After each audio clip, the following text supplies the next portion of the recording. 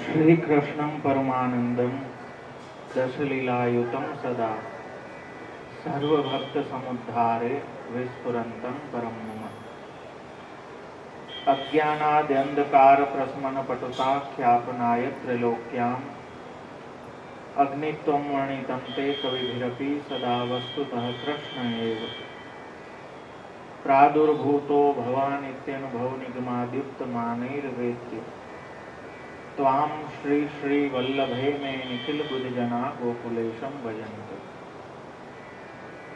न मंत्रेण तंत्रेण च ज्ञान सिद्धौ न वैकुंठ बुद्धेस्तु वैकुंठ लोके गतिर्विठ्ठलेशे रतिर्विठ्ठलेशे मतिर्विठ्ठलेशे सदा वै ममास्तु नमामि नित्यं श्री रमणादिनाथान् जपामि नित्यं श्री रमणादिनाथान् भजामि नित्यं श्री रमणादिनाथान् स्मरामि नित्यं श्री रमणादिनाथान् श्री रमण प्रिय पौत्राय आचार्य कुल दीपकाय गीत संगीत सागराय श्री द्वारकेशाय नमो नमः।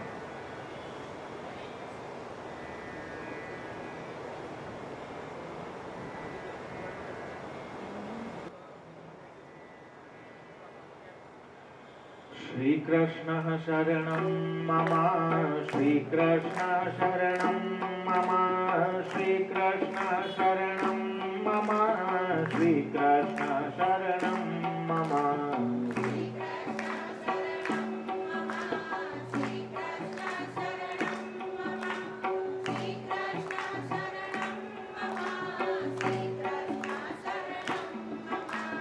कदम्ब केरी डालो बोले श्री कृष्ण शरणं मम यमुना केरी पाड़ो बोले श्री कृष्ण शरणं मम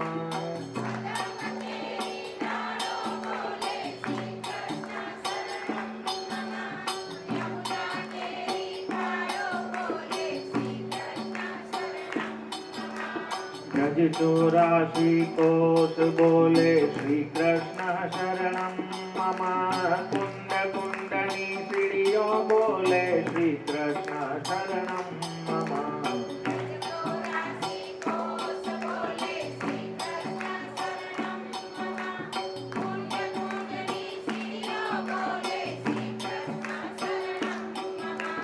डाढ़ डाढ़ पर मधुकर बोले श्री कृष्ण शरणं मम कमल कमल पर मधुकर बोले श्री कृष्ण शरणं मम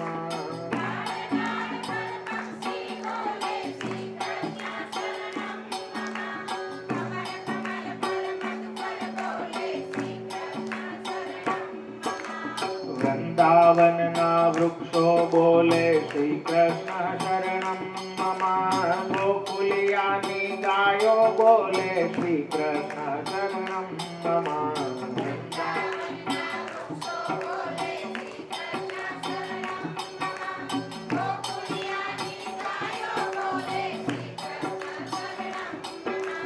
कुंज कुंज वन उपवन बोले श्री कृष्ण शरणं मम ब्रज भूमि नारद गण बोले श्री कृष्ण शरणं मम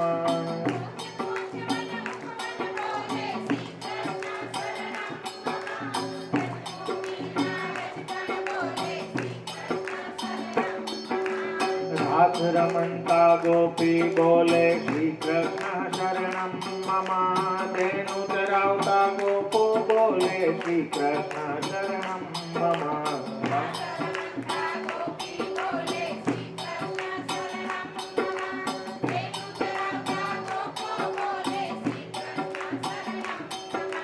नृत्य करंती नारी बोले श्री कृष्ण शरणं मम केसर केरी क्यारी बोले श्री कृष्ण शरणं मम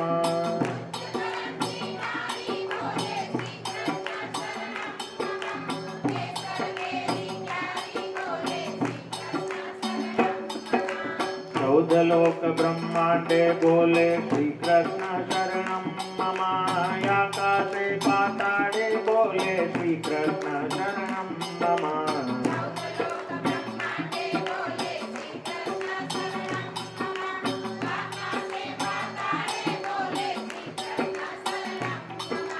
श्री कृष्ण शरणं मम श्री कृष्ण शरणं मम श्री कृष्ण शरणं मम श्री कृष्ण शरणं मम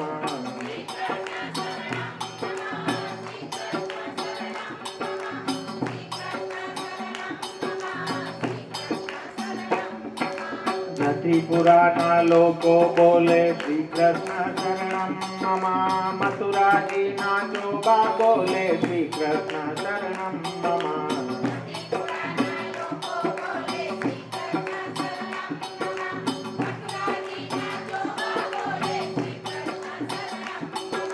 गोवर्धन ने शिखर बोले श्री कृष्ण शरणं मम गली गली गवर्वन बोले श्री कृष्ण शरणं मम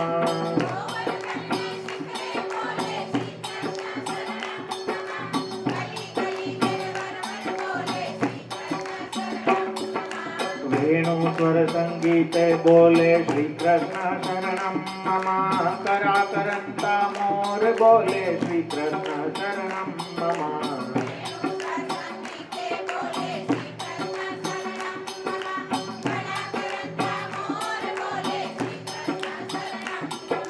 पुलिन कंदरा मधुवन बोले श्री कृष्ण शरणं मम श्री यमुना जी लहरो बोले श्री कृष्ण शरणं मम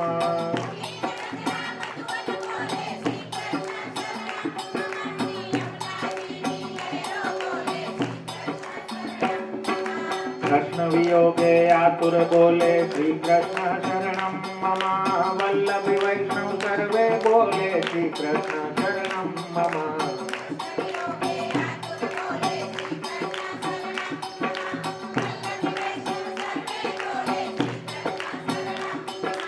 मधुर वीणा वाजिंत्रो बोले श्री कृष्ण शरणं मम कुमुदिनी सरोवरमा बोले श्री कृष्ण शरणं मम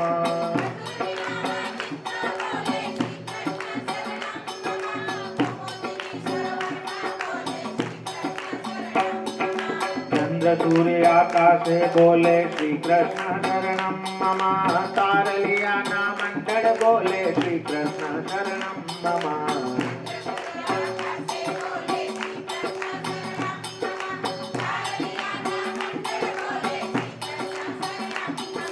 महामंत्र मन मोदे बोले श्री कृष्ण शरणं मम युगल शरण अनुरागे बोले श्री कृष्ण शरणं मम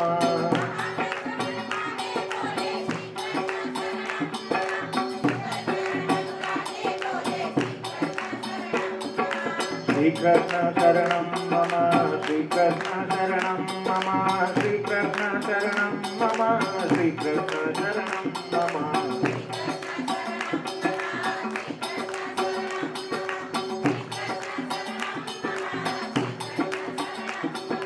श्री कृष्ण शरणं मम श्री कृष्ण शरणं मम श्री कृष्ण शरणं मम श्री कृष्ण शरणं मम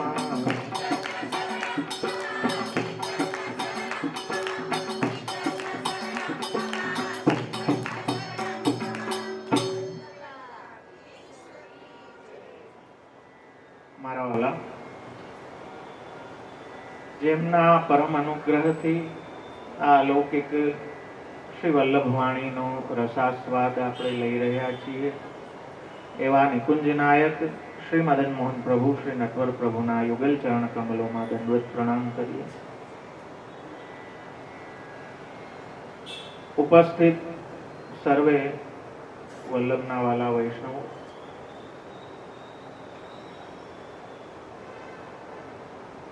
લગભગ છેલ્લા 16 દિવસમાં 17 દિવસમાં આપણે अधिकार लीला प्रथम स्कंद ना नामो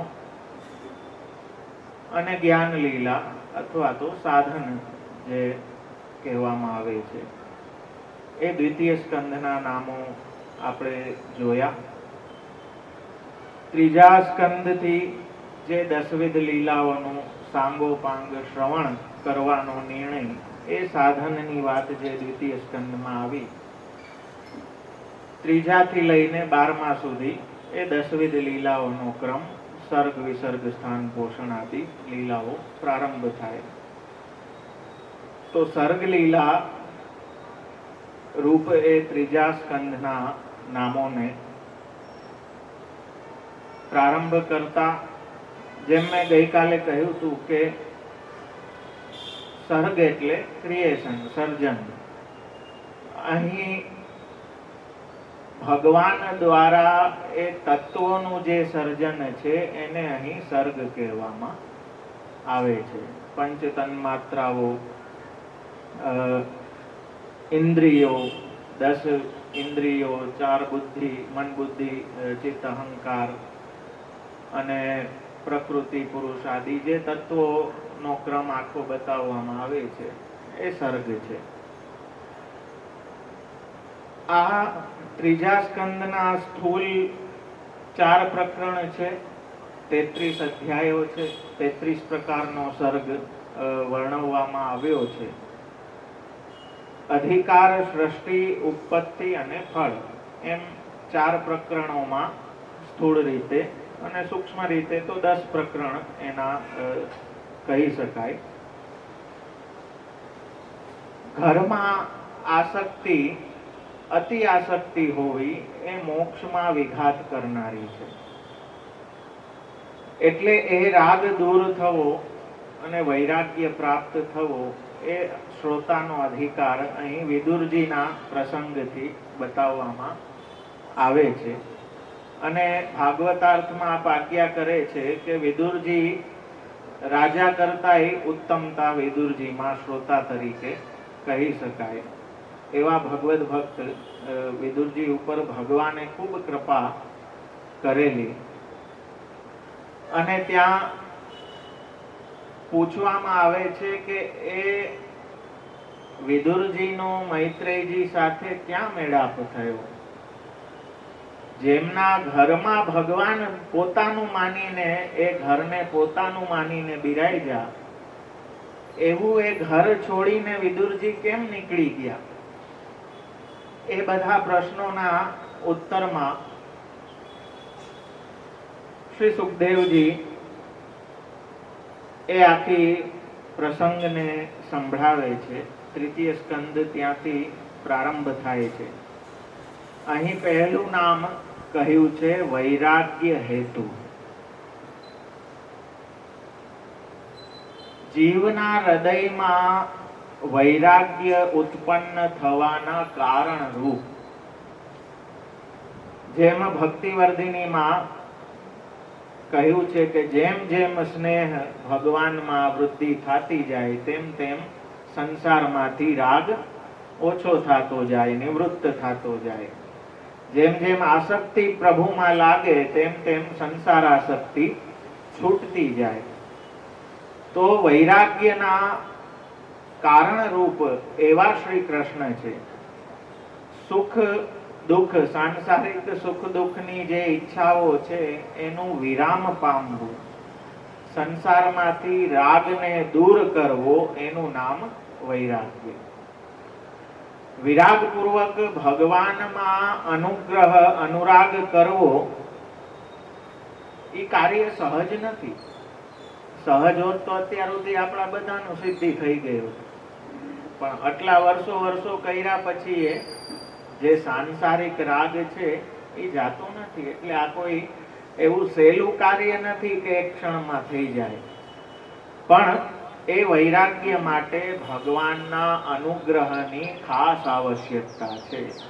ભગવદ અનુગ્રહ હોય ત્યારે જ સંસારમાં વૈરાગ્ય ઉત્પન્ન થાય. બાકી તો હું ને મારું કરવામાં જ આખું જીવન એમાં જ નિવૃત્તિ આવી જાય, ખબર ના પડે. તો પ્રભુ કૃપાના બલથી કોઈ સૌભાગ્યવાન જ એવો હોય કે જે આ વૈરાગ્યને પ્રાપ્ત કરે છે. કેમ કે આપણા પ્રયત્નથી જે કાંઈ વૈરાગ્ય આપણને આવે ને એ તો પાછું આવી શકે. દોષ બુદ્ધિથી, જેમ નાના છોકરાને કહે ને કે ગંદુ છે, ખરાબ છે, આ તો નહીં, આ તો, એ વૈરાગ્ય આવે પણ પાછું એ રાગમાં બદલી શકે. પણ ભગવદ પ્રેમના કારણે જે વૈરાગ્ય થાય એ એવું સ્થિત થઈ જાય કે પછી પાછું એ હલે નહીં. અને એટલે જ જ્ઞાન માર્ગીય સંન્યાસ લેવાની સ્પષ્ટ મનાઈ શ્રી આચાર્ય ચરણ કરે છે કે આ કાલમાં એ જ્ઞાન માર્ગીય સંન્યાસ તમારાથી નભી નહીં શકે. એમાં વૈરાગ્યની એટલી ઉચ્ચ કોટીની સંન્યાસમાં, આજે તો સંન્યાસી કોઈ બી થઈને ફરી જાય, હા, ગ્રહસ્થી કરતા એ વધારે લક્ઝરીમાં સંન્યાસીઓ રહેતા હોય. પણ એક વાત સમજો, શ્રી મહાપ્રભુજી સ્પષ્ટ આજ્ઞા કરે કે જો સંન્યાસ લેશો તો આગળ જાતા પાખંડિત થાશો. કેમ કે આ કાલ એવો છે કે સંન્યાસના નિયમો તમે નભાવી શકશો નહીં. એવું વૈરાગ્ય ભગવદ કૃપા વગર સિદ્ધ થઈ શકતું નથી. આપણું તો સ્મશાન વૈરાગ્ય છે. હા, 2-4 કલાક ત્યાં બેઠા હોય સ્મશાને તો ત્યાં એ વૈરાગ્ય આવી જાય બળતું જોઈને. જો હાલતા ફરતા હતા ને કઈ નતું નામ, પણ ફોન આવે કે ભાઈ ઘરાક આવી ગયો છો, દુકાન હોય છે, હાલ હાલ આવું જ છું. હા, એટલો જ વૈરાગ્ય હોય. તો ભગવદ કૃપા, ભગવાનમાં જ્યારે પૂર્ણપણે રાગ સ્થિર થઈ જાય ત્યારે એ વૈરાગ્ય આવે. તો અહીં જ્યારે ભગવાન દૂત બનીને આપ પધાર્યા, યુધિષ્ઠિર રાજાના દૂત બનીને પધાર્યા અને ધૃતરાષ્ટ્રને કહ્યું કે 5 ગામ કેવલ, ભલે આખો ભાગ તમે ના આપો, નથી જોતો, અમારે યુદ્ધ નથી કરવું, હજી એક છેલ્લો આ ચાન્સ કે શાંતિ, તમે ખાલી તમારા ભત્રીજાઓને 5 ગામ આપી દો. જેમ આપણને ખ્યાલ છે કે દુર્યોધનના મોહના કારણે ભગવદ વચનો, એ જે અમૃત વચનો હતા એને પણ રાજાએ સાંભળ્યા નહીં. અને યુધિષ્ઠિરે કહ્યું કે 1 આંગળી જેટલી જમીન પણ હું નહીં આપું. દૂતને બધી વ્યવસ્થાઓ રાજાએ જ કરવાની હોય. જે તે રાજ્યના જે રાજા હોય એને જ દૂતની વ્યવસ્થા કરવાની હોય. પણ છતાંય એ અહંકારી એવા દુષ્ટ દુર્યોધનની વ્યવસ્થાઓને ભગવાને લીધી નહીં, સ્વીકારી નહીં, અને વિદુરજીના ઘરે આપ બિરાજ્યા, એને પોતાનું ઘર માનીને. કેમ કે વિદુરજી ભગવદ ભક્ત છે, તો એમને ત્યાં આપ બિરાજ્યા. તો અહીં રાજાનો એ અપરાધ પેલો થયો કે ભગવદ વચનોને કઈ માન ના આપ્યું, સાંભળ્યું નહીં. ત્યારબાદ મંત્રણા થઈ. મંત્રણા થઈ કે હવે ભગવાન આ બધું લઈને આવ્યા છે તો આમાં શું કરવું જોઈએ. તો વિદુરજીને મંત્રણા માટે બોલાવવામાં આવ્યા અને વિદુરજીએ આવીને પોતાના મોટા ભાઈ રાજા ધૃતરાષ્ટ્રને સમજાવવાનો પ્રયત્ન કર્યો કે અજાત શત્રુઃ પ્રતિયચ્છદાયમ તિતિક્ષતો દુર્વિષહમ તવાગઃ સહાનુજો યત્ર વ્રકોદરાહિ સ્વસન રૂપા યત્વમલમ બિભેષી. કહે છે કે તારો સહજ થઈ ન શકે એવો અપરાધ આ અજાત શત્રુ એવા યુધિષ્ઠિર રાજાએ સહન કર્યો છે. અને હજી આ ચાન્સ આપે છે કે યુદ્ધથી આપણે બચી શકીએ.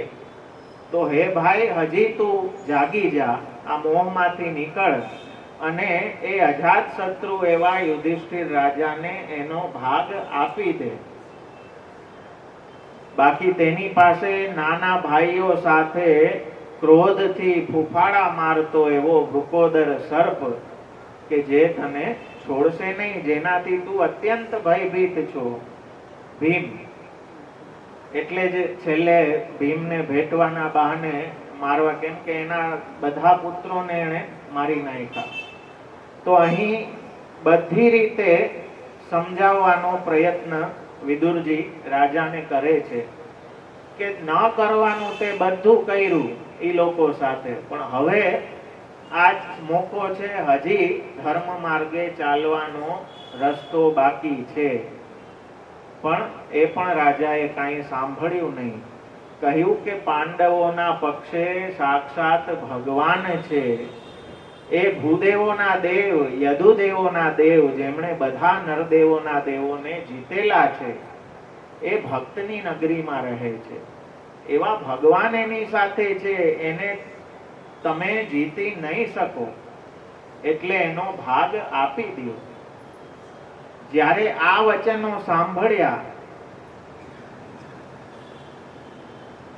અને કદાચ રાજા એમ કહે કે દુર્યોધન માનશે નહીં, એ માનતો નથી, તો કહે છે કે સ એષ દોષ પુરુષદ્વિરાસ્તે ગ્રહાન પ્રવિષ્ટો યમ અપત્યમત્યા કૃષ્ણાસી કૃષ્ણાદ વિમુખો ગતશ્રી ત્યજાસુ ચૈનમ કુલ કૌશલાય.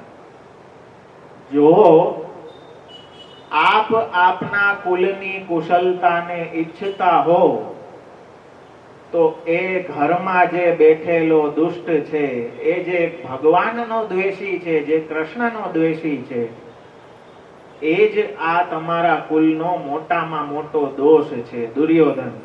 એને હે ભાઈ, એ દોષને તું છોડી દે, કેમ કે કૃષ્ણથી વિમુખ છે, અને જો તું કુલની કુશલતા ઈચ્છતો હોય તો શ્રી કૃષ્ણથી વિમુખ એવા દુષ્ટનો ત્યાગ કરી દે, એને ત્યજી દે. અને અત્યારે જ કહે છે કે ત્યજાસુ ચૈનમ, તાત્કાલિક, જો કુશલતા ઈચ્છતો હોય તો અત્યારે તાત્કાલિક તું એનો ત્યાગ કર. જ્યારે આ વચન એમના સાંભળ્યા ને, ત્યારે દુશાસન, શકુની, કર્ણ બધા એકદમ ક્રોધથી ધ્રુજવા લાગ્યા. ત્યારે દુર્યોધને આવીને એવા શબ્દો કહ્યા અને વિદુરજીને અપમાનિત કર્યા. કહેનમ અત્રોપજુહાવજિહ્યમ દાસ્યાહ સુતમ યદ વલિનૈવ પુષ્ટ. આ દાસીના સુતને અહીંયા કોણે બોલાવ્યો છે? દુર્યોધને આવીને કહ્યું કે આ કપટી દાસીના પુત્રને અહીંયા કોણે બોલાવ્યો? જેના અન્નથી પુષ્ટ થાય છે એના જ વિરુદ્ધમાં રહે છે. આને તરત શહેરની બહાર કાઢી મૂકવો જોઈએ. દુર્યોધનના આવા અપમાનિત વચન જ્યારે વિદુરજીએ સાંભળ્યા, ત્યારે એમનામાં વૈરાગ્ય પ્રગટ થયો. શ્રી રઘુનાથજી આપ કહે છે કે દુર્યોધન દ્વારા દુષ્ટ વચનથી જ ભક્તરાજ વિદુરને વૈરાગ્ય ઉત્પન્ન થયો. એ લીલા પણ ભગવાને જ કરી. મહાપ્રભુજી કહે છે કે જો સ્વતઃ બીજા કોઈ કારણથી વૈરાગ્ય એમને થયો હોત તો પાછા આવવાનું બનત. પણ અહીં તો એ રીતે અપમાન દુર્યોધનના મુખેથી થયું કે પછી વિદુરજી ત્યાં દ્વાર ઉપર જ ધનુષ પોતાનું રાખી અને બધું કાંઈ છોડી અને નીકળી ગયા. એ જ પ્રશ્ન કર્યો હતો કે જે ઘરમાં ભગવાન બિરાજ્યા એવું એ ઘર કેમ છોડ્યું? તો એનું કારણ સુખદેવજી કહે છે કે ભગવાને જ આવી લીલા કરી અને આ રીતે વિદુરજીનું અપમાન થયું. દુર્યોધનના એ દુષ્ટ વચનોના કારણે એમના હૃદયમાં વૈરાગ્ય ઉત્પન્ન થયો અને બધું જ છોડીને વિદુરજી તીર્થાટન માટે નીકળી પડ્યા. એટલે આગળનું નામ કહે છે તીર્થાત્મા. ભક્તનું તીર્થાટન પણ ભગવાન માટે જ હોય છે. તીર્થના કોઈ પુણ્ય માટે નથી હોતું. એટલે કહે છે કે આપ તીર્થ રૂપ છો. બધા તીર્થો આપનું જ રૂપ છે, અથવા તીર્થ જેમનો આત્મા છે તેવા ભગવાન. કેમ કે ભક્તને પણ તીર્થ રૂપ કહ્યા છે. તીર્થી કુર્વંતી તીર્થાની સ્વાંતઃ સ્થેન ગદાભૃતા. કે જે ભગવદ ભક્તો છે એ તો તીર્થને પણ તીર્થ કરવા વાળા છે. એ તો ચાલતા ફરતા તીર્થ છે. કેમ? તો કારણ કહે છે સ્વાંતઃ સ્થેન ગદાભૃતા, કે એના અંતઃકરણમાં સાક્ષાત ગદાધારી પ્રભુ, એ તીર્થાત્મા પ્રભુ આપ બિરાજે છે. અને એટલા માટે જ આપ સ્વયં તીર્થ રૂપ હોવાને કારણે જ હું દરેક વખતે વારે ઘડીએ કહું છું કે મારા વાલા, આપને ઘરે બિરાજતા ઠાકોરજીના સાનિધ્યથી મોટું તીર્થ બીજું કોઈ છે નહીં. તો એ તીર્થાત્મા એટલે સંતદાસજીએ તીર્થને પણ નકારી કે ગયા વયા આપણે જાવું નથી. હા, હમ તો શ્રી વિઠ્ઠલનાથ ઉપાસી, કહા જાય કરે કાશી. તો ત્યાં તીર્થાત્મા પ્રભુ જેની માથે બિરાજે છે એને તીર્થથી શું પ્રયોજન? તીર્થાટન આપણે ત્યાં ક્યારે છે કે જ્યારે આ રીતની કે જ્યાં કૃષ્ણ બહિર્મુખો વસે છે તો એ ઘર પણ નકામું છે ભક્ત માટે. એટલે નિબંધમાં શ્રી આચાર્ય ચરણ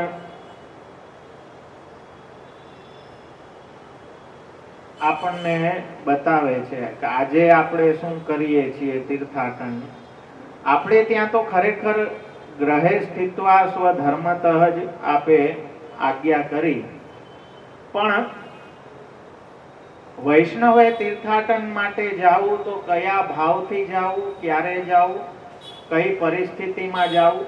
કેમ કે એમને ઘર છોડવામાં પણ મહાપ્રભુજી ના પાડે કે ત્યાગે બાધક ભૂયસ્ત્વમ, અવિચારિત ત્યાગ કરી દેશો તો એમાંય બાધક છે. કયા?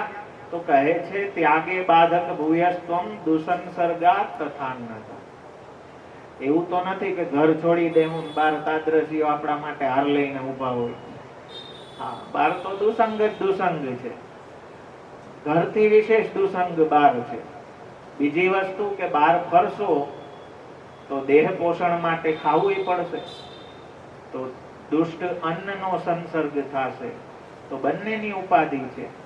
તો તીર્થાટન ક્યારે કરવું? આપણા માટે તો સૌથી મોટું તીર્થ એ આપણું ઘર છે, કેમ કે ત્યાં તીર્થાત્મા એવા ભગવાન સાક્ષાત બિરાજે છે. પણ 5 પરિસ્થિતિ એવી આચાર્ય ચરણ નિબંધમાં બતાવે છે કે જેમાં સેવા કરવી શક્ય નથી રહેતી, અથવા તો સેવા એવી સ્થિતિમાં ન કરવી જોઈએ, છોડી દેવી જોઈએ. કઈ કઈ? તો પહેલા કહે છે વિક્ષેપાદ અથવા અસત્યા પ્રતિબંધાપી દપી ક્વચિત અત્યાગ્રહ પ્રવેશેવા પરપીડાદિ સંભવે. વિક્ષેપ, જ્યારે આ 5 દોષ બતાવે છે કે ચિત્તમાં જ્યારે ઇન્દ્રિયો વિક્ષેપ કરે એ પ્રથમ દોષ છે કે ઇન્દ્રિયોને બલાત સેવામાં લગાડવી પડે, ધરાર ધરાર કે બા ગયા ને હવે મૂકી ગયા ને કરવી પડશે ને એમ. તો એ વિક્ષેપ. બીજો દોષ કહે છે અશક્તિ, વૃદ્ધાવસ્થા આવી જાવી, શરીર ચાલવું નહીં, એવી પરિસ્થિતિમાં સેવા નિભી ના શકે, તો એવી પરિસ્થિતિમાં પણ સેવા છોડવી પડે. ત્રીજો દોષ કહે છે પ્રતિબંધ, પરિવારજનો એવા પ્રતિકૂળ હોય કે સેવા કરવા ના દે, તો એવી જગ્યાએ સેવા જબરદસ્તીથી ના કરવી. જો પ્રતિકૂળતા છે પરિવારની તો સેવાનો આગ્રહ ન રાખવો, કેમ કે ના આપ આનંદથી સેવા કરી શકશો, ના પ્રભુ પ્રસન્નતાથી બિરાજી શકશે. તો એવા બધા આ બધી જે સિચ્યુએશન્સ છે, પરિસ્થિતિ, એમાં કથા પક્ષને મહાપ્રભુજી કહે છે કે નામ દ્વારા ભગવાનને પકડો, જ્યાં સેવાની શક્યતા નથી. એ અતિ આગ્રહની પરિસ્થિતિમાં પણ સેવા ત્યક્તવ્યા, સેવા છોડી દેવી જોઈએ. અને 5મું કહે છે કે પરપીડાદિ સંભવે, આપણી સેવા, આપણી ભક્તિ બીજાને પીડવા વાળી ના હોવી જોઈએ, બીજાને ત્રાસ દેવા વાળી ના હોવી જોઈએ. જો એના કારણે બીજાને તકલીફ થાય છે, કષ્ટ થાય છે, તો મહાપ્રભુજી કહે છે કે રહેવા દો, કેમ કે એવી સેવા પણ પ્રભુને ગમશે નહીં. પ્રભુ અત્યંત કોમલ છે, તેથી પ્રભુને આ 5 પરિસ્થિતિમાં આપ હવે જ્યારે ગ્રહે સ્થિત્વા સ્વધર્મતા નથી થતું, તો તીર્થાટનનો પ્રકાર આપ બતાવે છે. એ તીર્થાટન નો પ્રકાર બતાવતા આ સમજવાની જરૂર, કેમ કે આજે આપણે જે રીતે તીર્થ કરીએ છીએ ને ખરેખર તીર્થાટનનો પ્રકાર પહેલા તો આપણે વિદુરજી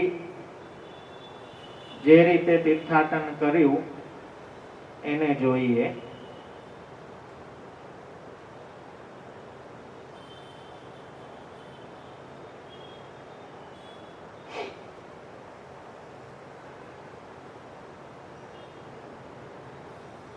તો પુરેશુ પુણ્યોપવનાદ વિકુંજે પંક્તોયેષુ સરિત્સરહસુ અનંતલિંગૈ સમલંકૃતેષુ ચચાર તીર્થા યતનેશ્વનન્યઃ.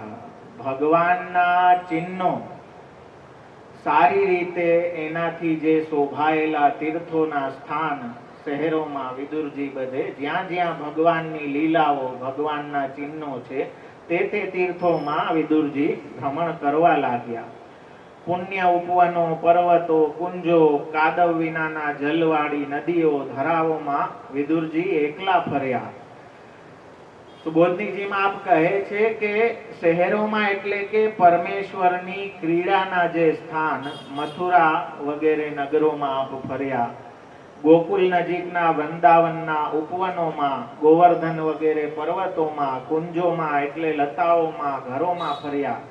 ભગવાનનો સંબંધ હોવાને લીધે આ બધા પુણ્ય કરાવનારા હોવા છતાં ભક્તિ પણ કરાવનારા છે. કેમ કે ભક્તિ તો ત્યાં જ પ્રાપ્ત થાય કે જ્યાં ભગવાનનો સંબંધ હોય. ભગવદ અનુગ્રહ વગર પુણ્ય તો પ્રાપ્ત થઈ જાય કર્મોને કારણે, કદાચ સત્કર્મ કરો ને પુણ્ય પ્રાપ્ત થઈ જાય, પણ ભક્તિ પ્રાપ્ત ના થાય. એટલે કેવા કેવા સ્થળે ફર્યા કે જ્યાં ભગવદ સંબંધ હતો. આપણે પણ મારા વાલા આચાર્ય સંબંધને કારણે તે જગ્યાએ જઈએ છીએ, તીર્થ બુદ્ધિથી નથી જતા.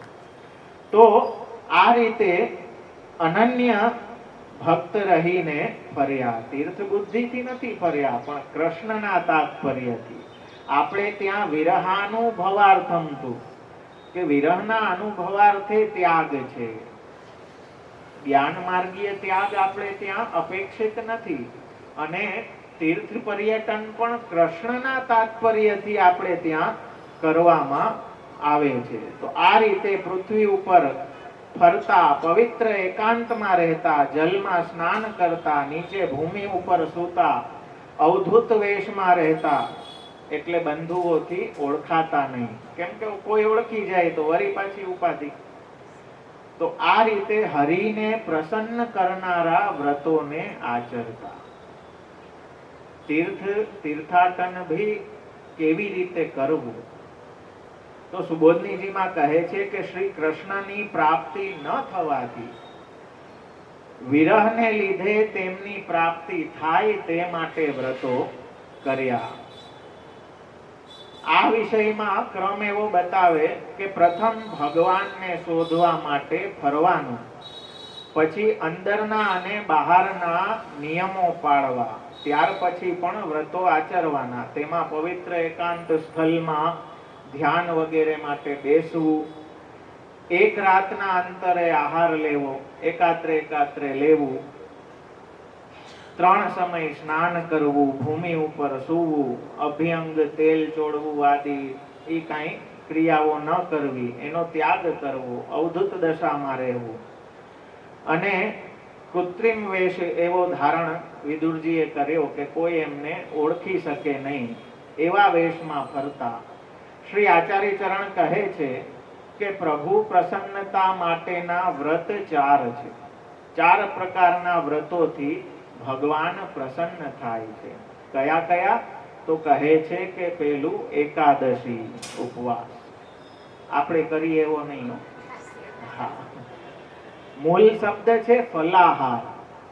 હા, એમાંથી ફરાળ આપણે કરી દીધું, પણ મૂળ શબ્દ છે ફલાહાર. ફલનો જ આહાર તે દી લેવો. અને આચાર્ય ચરણ તો બધી નિર્જલા જ કરતા. દરેક એકાદશી આચાર્ય ચરણ તો જલ પણ ગ્રહણ ના કરતા, એ રીતે કરતા. હા, આપણે તો એ વિચારથી જ ટેન્શન થઈ જાય, એટલે એવી ઉપાધિ કરો માં.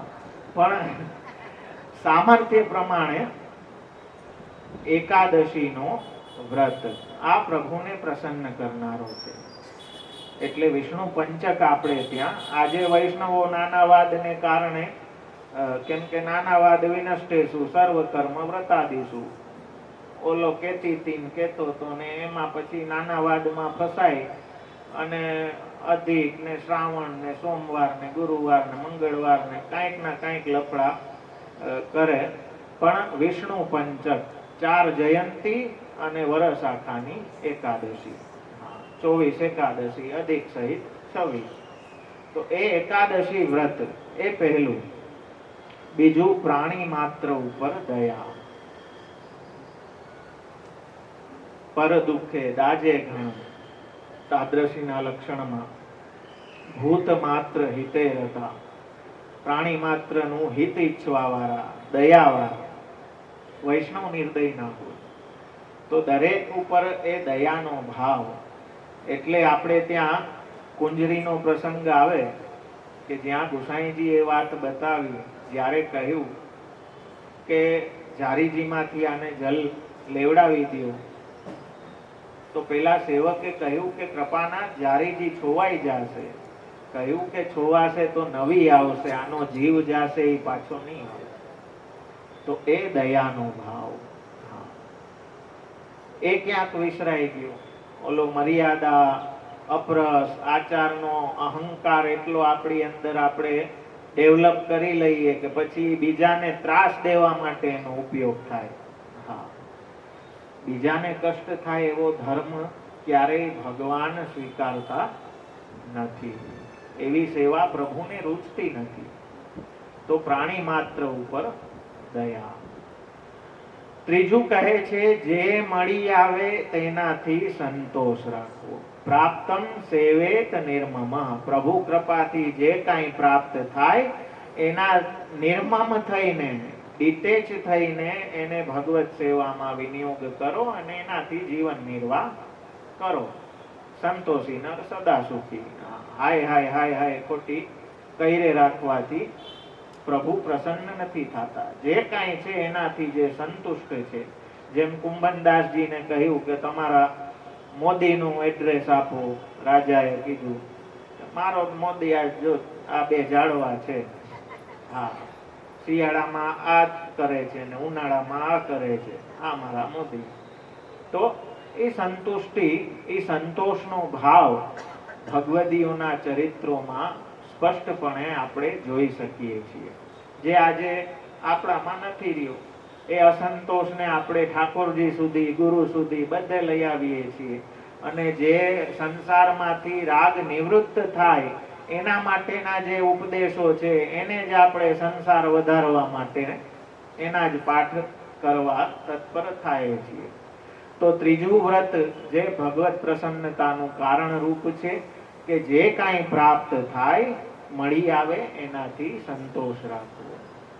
અને ચોથું વ્રત છે સર્વ ઇન્દ્રિયોનો સંયમ. ઇન્દ્રિયાસ્વ વિનિગ્રહ. ઇન્દ્રિયોનો નિગ્રહ કરવો. લૌકિક વિષયોની પાછળ જે ભાગતી હોય એને નિરુદ્ધ કરવી, એનો નિગ્રહ કરવો, ભગવાનમાં લગાડવી. તો આ રીતે વિદુરજીએ પ્રભુને પ્રસન્ન કરવા રૂપી એ વ્રતો કર્યા. હવે આપણું તીર્થાટન જો 2 ટાઈમ ચા નાસ્તો, 2 ટાઈમ પ્રસાદ, હા, ગાડીની સગવડ, એસી બોલવો, બસની સગવડ, ફલાણું ઢીકડું,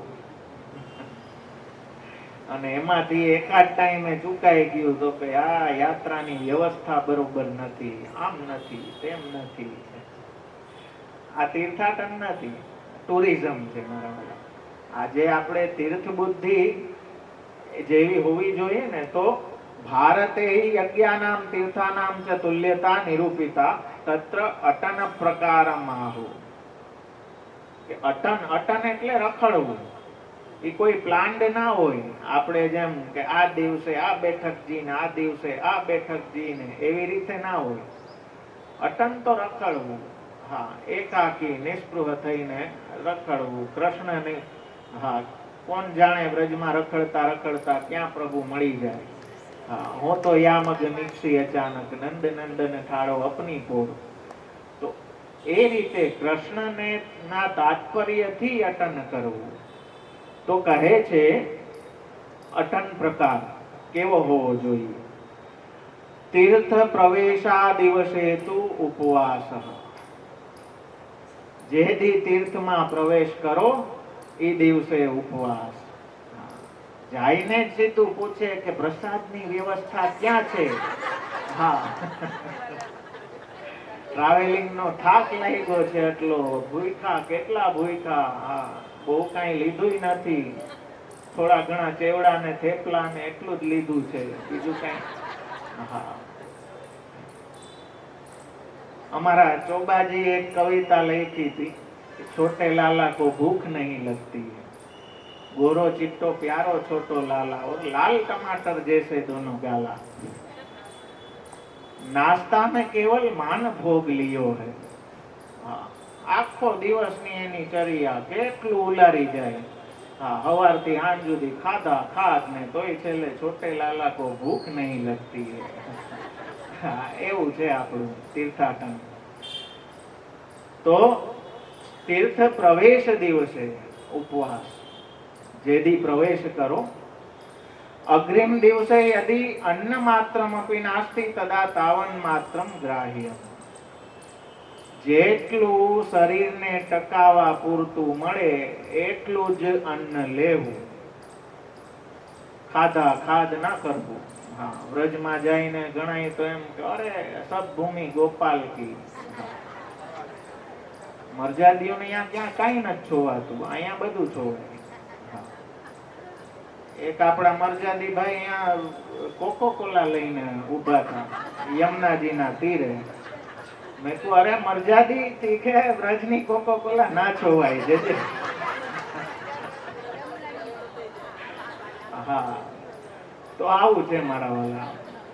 તીર્થાટન આખી અલગ વસ્તુ છે. તો અગ્રિમ દિવસે જેટલું, જે દિવસે પ્રવેશ કરો તે દિવસે ઉપવાસ. બીજા દિવસે પણ અન્ન માત્ર ના હોય તો જેટલામાં પેટ ભરાઈ જાય એટલું જ લેવું, ખોટું વધારે અન્નની યાચના કરવી નહીં. નતુ તતઃ અધિકમ, સંગ્રહ ના કરવો. આપણે તો નાસ્તાના ડબ્બા ભરી ભરીને લઈ જાય.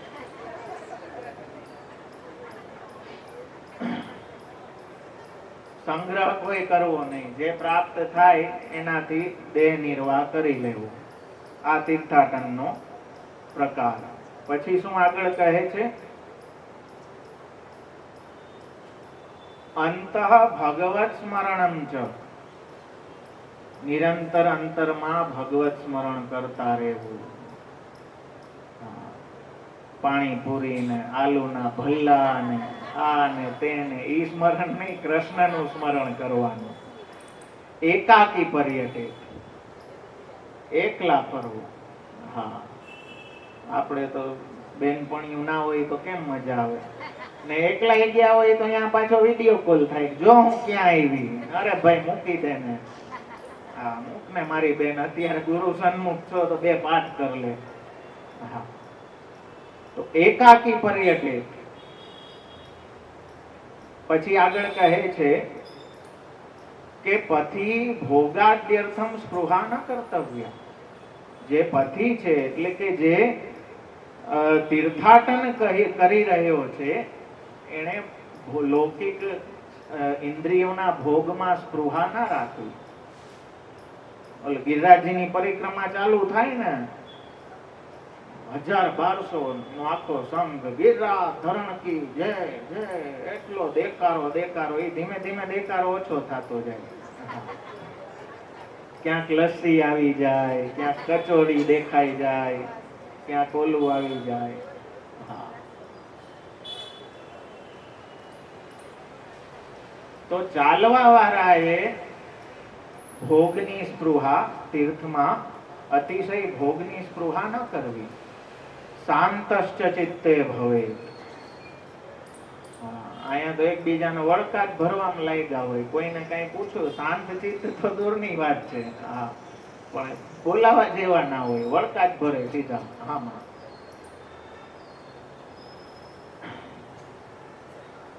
એવમ અધિકારા ભાવે ભિન્નમ ઉપાયમ વક્ષ્યતિ કૃષ્ણ એવ તાત્પર્યમ નતુ તીર્થાદવ. તીર્થમાં પણ તીર્થના તાત્પર્યથી ભટકવાનું નથી, કૃષ્ણના તાત્પર્યથી ભટકવાનું છે. કૃષ્ણ એવ તાત્પર્ય. અને દેહપાતન પર્યંતમ ચ પર્યટન. જ્યાં સુધી દેહ ન પડે ત્યાં સુધી પર્યટન. આ છે તીર્થાટનનો સાચો મતલબ.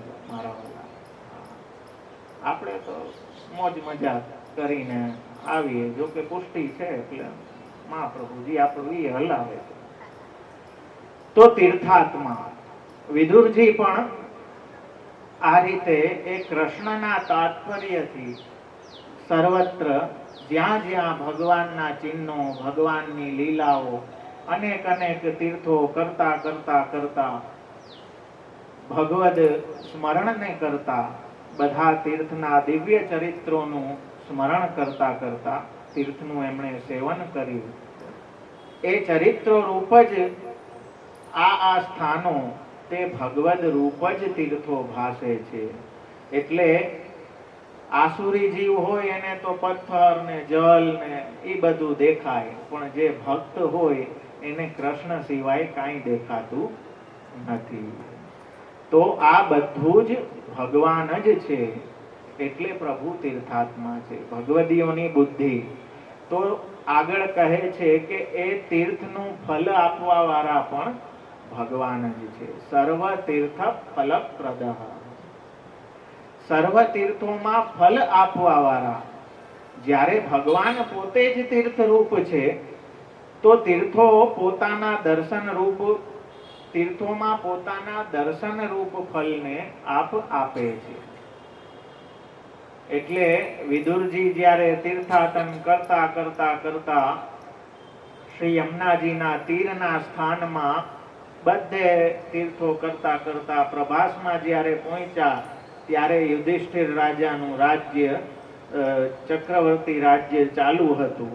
ત્યાંથી ફરતા ફરતા યમુનાજીના કિનારાના પ્રદેશોમાં જ્યારે પહોંચ્યા, ત્યાં ભગવાનના પ્રિય સખા એવા શ્રી ઉદ્ધવજીના એમને દર્શન થયા. ઉદ્ધવજીનો ભેટો થયો.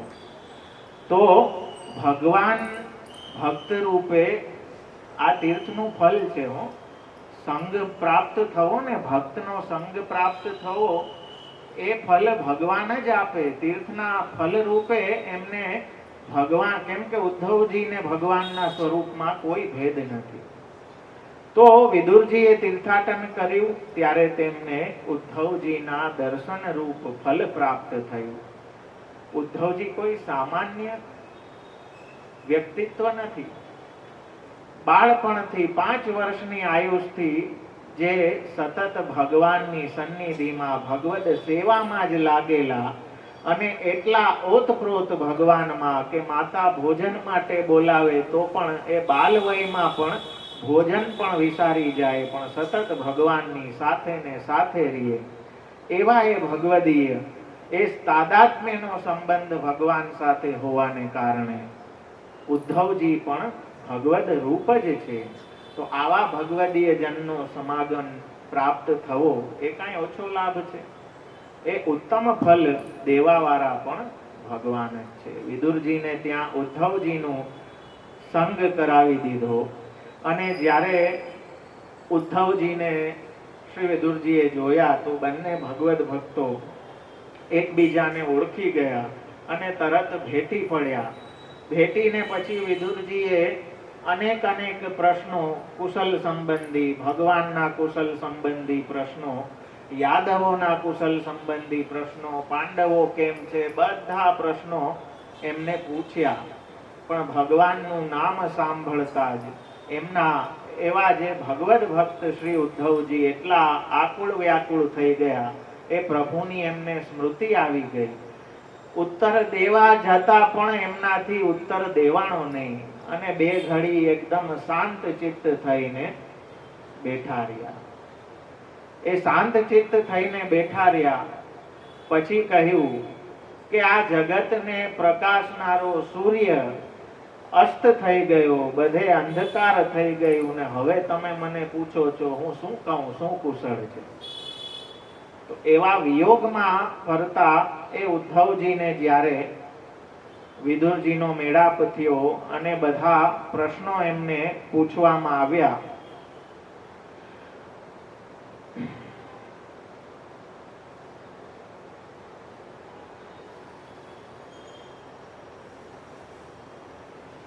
ત્યારે કહે છે કે આસુરીઓ માટે તો એ સૂર્ય હવે અસ્ત થઈ ગયો, પોતાના ભક્તોને આપ પ્રકાશિત કરતા રહેશે. પણ આખી જે કાંઈ ભગવાનની લીલાઓ છે એમને યાદ કરવા લાગ્યા કે પ્રભુની વચ્ચે રહીને પણ આ યાદવો ભગવાનમાં, એ યાદવ શ્રેષ્ઠની જ બુદ્ધિ થઈ, ભગવત બુદ્ધિ એમની થઈ નહીં. કેટલા આ દુર્ભાગ્ય કે જેવી રીતે સમુદ્રમાં રહેલા માછલાઓ ચંદ્ર સાથે રહીને પણ ચંદ્રમાને ઓળખી ના શક્યા, એવી રીતે આ યાદવો નિરંતર જે ભગવાન સાથે ઉઠતા બેસતા, ભોજન કરતા, ચાલતા ફરતા, આખો 24 કલાક જે ભગવાન સાથે રહેતા, પણ છતાં પણ ભગવાનના સ્વરૂપને એ પામી ના શક્યા, ઓળખી ના શક્યા. એવા પ્રભુના ઉપકાર તો કેટલા યાદ કરું. ઉદ્ધવજી દરેક આખી લીલાઓ બધી પ્રભુની યાદ કરે છે. બીજા અને ત્રીજા અધ્યાયમાં એ બધી લીલાઓ એક પછી એક યાદ કરતા જાય અને કહે છે કે દુર્ભગો બત લોકોયમ યદવો નિતરામપી યે સંવસંતોન વિદુર હરિ મીના ઇવોડુકમ. અરર, આશ્ચર્યથી કહે છે કે આ લોક તો અલ્પ ભાગ્ય વાળો છે. જેમ સાથે રહેનારા માછલાઓ ચંદ્રને ઓળખે નહીં, તેવી રીતે જે સાથે રહેનારા યાદવો છે એ હરિને ઓળખ્યા નહીં સારી રીતે. અને બધી પ્રભુની એ લીલાઓ કે જ્યાં રાજસૂય યજ્ઞમાં ભગવાને આવો રૂપ બતાવ્યું, એ લીલામાં આવું રૂપ બતાવ્યું, અને બહુ સુંદર પછી આગળ કહે છે અહો બકીયમ સ્તનકાલકૂટમ જીદાંશયા પાય યદપ્ય સાધ્વી લેભે ગતિમ ધાતૃચિતામ તતોન્યમ કમવા દયાલુમ શરણમ ભજે. કે આવા ભગવાનનો વિરહ કેમ ન થાય? એ કેવા છે પ્રભુ કે દુષ્ટ બકી અહો અહીં આશ્ચર્યથી છે કે ભક્તનો ઉદ્ધાર કરે એ તો બહુ નોર્મલ વસ્તુ છે, પણ જે કાલકૂટ એવું વિષ પોતાના સ્તન પર લગાડીને બકી એટલે કે બકાસુરની બહેન પૂતના પ્રભુને મારવા માટે આવી, એને પણ માતાને યોગ્ય ફલ ભગવાને આપ્યું.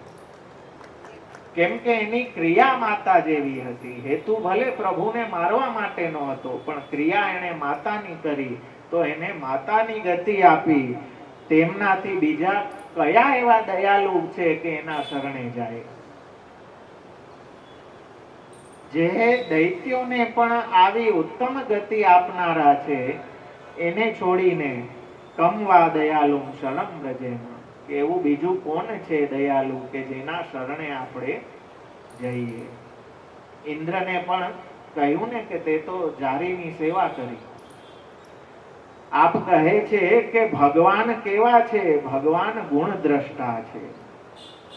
ભગવાન પોતાના નિજજનોના ગુણ જ જોવે છે. આપ ગુણોને જ ગ્રહણ કરે છે, દોષોને ગ્રહણ કરતા નથી. એવા દયાલુ પ્રભુ છે. રાયજીતની સેવા કોપલ માનત મેરુ સમાન. પ્રભુ પોતાના નિજજનોના દોષોને ગ્રહણ નથી કરતા. સુબોધનીજીમાં આપ કહે ભગવત ગુણોને જ ગ્રહણ કરે છે. એટલે શરણ શબ્દથી બીજાની સેવા ભક્તિ વગેરેની પણ અહીં મનાઈ કરેલી છે. વિદુરજીને એ બધી લીલાઓનું સ્મરણ કરતા કૃષ્ણ લીલા કહે છે તીર્થ કરવાથી બહારની શુદ્ધિ અને સત્સંગ દ્વારા આંતર શુદ્ધિ અને ઇન્દ્રિયોની શુદ્ધિ. આ રીતે બંને શુદ્ધિ ભગવત કૃપાથી વિદુરજીની થઈ. તીર્થ ભ્રમણ દ્વારા શરીરની શુદ્ધિ બધા વ્રતો આચરણ કરવા દ્વારા અને ઉદ્ધવજી જેવા મહાન ભગવદ ભક્તનો સંગ પ્રાપ્ત થયો એનાથી આંતર શુદ્ધિ એમની થઈ ગઈ. તો તીર્થ શુદ્ધૈક નિલય, તીર્થથી શુદ્ધ થયેલા જે ભક્ત છે એમનું જે સ્થાન છે એ ભક્ત જ જેનું સ્થાન છે એવા ભગવાન છે. તીર્થ કરવાથી શુદ્ધ અને પવિત્ર બનેલા વિદુરજી જેમનું આધાર સ્થાન છે, જેમના વિમલ હૃદયમાં ભગવાન બિરાજે છે એવા શ્રી કૃષ્ણ છે કે તીર્થ રૂપ જે ભક્તોના હૃદય શુદ્ધ હૃદયો છે એમાં બિરાજનારા વિદુરજીના હૃદયમાં આપ નિરંતર બિરાજ્યા છે. અને એક કૃપાની નિશાની જે છે કે એમને ભગવદ ભક્ત એવા શ્રી ઉદ્ધવજીનો સંગ થઈ ગયો. સંગાત સંજાય તે કામ. મહાપુરુષ સંશ્રય એ અતિશય દુર્લભ છે મારા વાલા. એવો કોઈ ભગવદ ભક્તનો સંગ પ્રાપ્ત થવો ને એ સમજવું કે ભગવાનની વિશેષ કૃપા. કેમ કે મહત્તામ કૃપયા યાવત ભગવાન દયયિષ્યતિ. મહત્વની કૃપાથી જ ભગવાનની કૃપા પ્રાપ્ત થાય છે. અને એટલા માટે જ જે કોઈ મહાપ્રભુજીના છે એમાં દોષ બુદ્ધિ ન થાય, વૈષ્ણવ બુદ્ધિ રીએ, ભાવ બુદ્ધિ બનેલી રીએ. કેમ કે શુદ્ધ હૃદય હશે તો જ એમાં પ્રભુ નિવાસ સ્થાન એને બનાવશે. જો શુદ્ધિ નહીં હોય તો એમાં સંસાર જ ભરેલો રહેશે. ક્યારેય ભગવાનનો નિવાસ સ્થાન આપણું હૃદય નહીં બની શકે. એટલે વૈષ્ણવનો સંગ થાવો એ પણ મોટી કૃપા છે. અને તીર્થથી એવા જે શુદ્ધ, અહીં તીર્થનો મતલબ વૈષ્ણવ બી સમજવું મારા વાલા. કેમ કે ભક્તો જે છે, વૈષ્ણવો જે છે એ તો ચાલતા ફરતા તીર્થ છે. હા, એમનો સંગ તો તીર્થથી પણ વિશેષ ફલ આપનારો છે. તીર્થ તો કદાચ મોક્ષ પર્યંતનું ફલ આપે, પણ એ મુક્તિને તો આપણે તુચ્છ ફલ ગણીએ છીએ. જ્યારે ભક્ત તો મુક્તિથી પણ અધિક એવો રસાત્મક ભક્તિનું ફલ આપણને આપવા વાળા છે. એટલે નિરંતર એ ભગવદીઓના સંગમાં રહેવાથી જ સત્સંગ દ્વારા એ શુદ્ધિ, આંતર અને બાહ્ય શુદ્ધિ આપણી થાય. અને એ પ્રકારનું હૃદય થાય કે જ્યાં ભગવાન આવીને આપ બિરાજે. તો પ્રભુને પકડી રાખવા માટે તીર્થાટન છે. કોઈ બીજું કઈ પકડવા માટે કે બીજું કોઈ ફલ પ્રાપ્ત કરવા માટે તીર્થાટન નથી. પણ એનાથી આ દેહ, પ્રાણ, ઇન્દ્રિય, આત્મા સહિત શુદ્ધિ થાય અને પ્રભુને બિરાજવા લાયક સ્થાન થાય. તો એવા તીર્થાટન કરીને સત્સંગ દ્વારા જેમનું શુદ્ધ હૃદય થયું છે એવા વિદુરજીના હૃદયને પોતાનું નિવાસ સ્થાન બનાવનારા એવા શ્રી કૃષ્ણ છે. સ્વમાર્ગ પરિપોષક, પોતાના માર્ગનું પોષણ કરનારા, ભક્તોના સંગતિ રૂપ માર્ગને સંપાદન. ભક્તિ દેવાવાળા પણ આપ છે, એ ભક્તિની વૃદ્ધિ કરાવવા વાળા પણ આપ જ છે. એટલે પોતાના ભક્તોનું પોષણ થતું રહે એટલે તો ઉદ્ધવજીને વ્રજમાં મોકલ્યા. હા, લોકો એમ સમજે કે ઉદ્ધવજીનું જ્ઞાન ગોપીજનોને મળે એટલા માટે નહીં. ગોપીજનોની ભક્તિ ઉદ્ધવજીને પ્રાપ્ત થાય એટલે ઉદ્ધવજીને ત્યાં મોકલ્યા. કેમ કે ઉદ્ધવને આપ પોતાના સમાન ગણે છે, એને પોતાના ગણે છે. એટલી કૃપા ઉદ્ધવજી ઉપર. અને એટલા માટે જ પોતે પધાર્યા પણ એમને રાખીને ગયા. તો સ્વમાર્ગ પરિપોષક, પોતાના માર્ગને પોષણ કરનારા એવા ભગવાન છે. નિજ ભક્તિ માર્ગની જે રીતે વૃદ્ધિ થાય તેવી રીતે એનું વહન કરનારા, ભક્તોના ભાવની વૃદ્ધિ થાય એવી લીલા એમના જીવનમાં કરનારા. કેમ કે ભગવદ ઈચ્છાથી જ ભક્તિની વૃદ્ધિ થાય છે, આપણા સાધનોથી નથી થતી.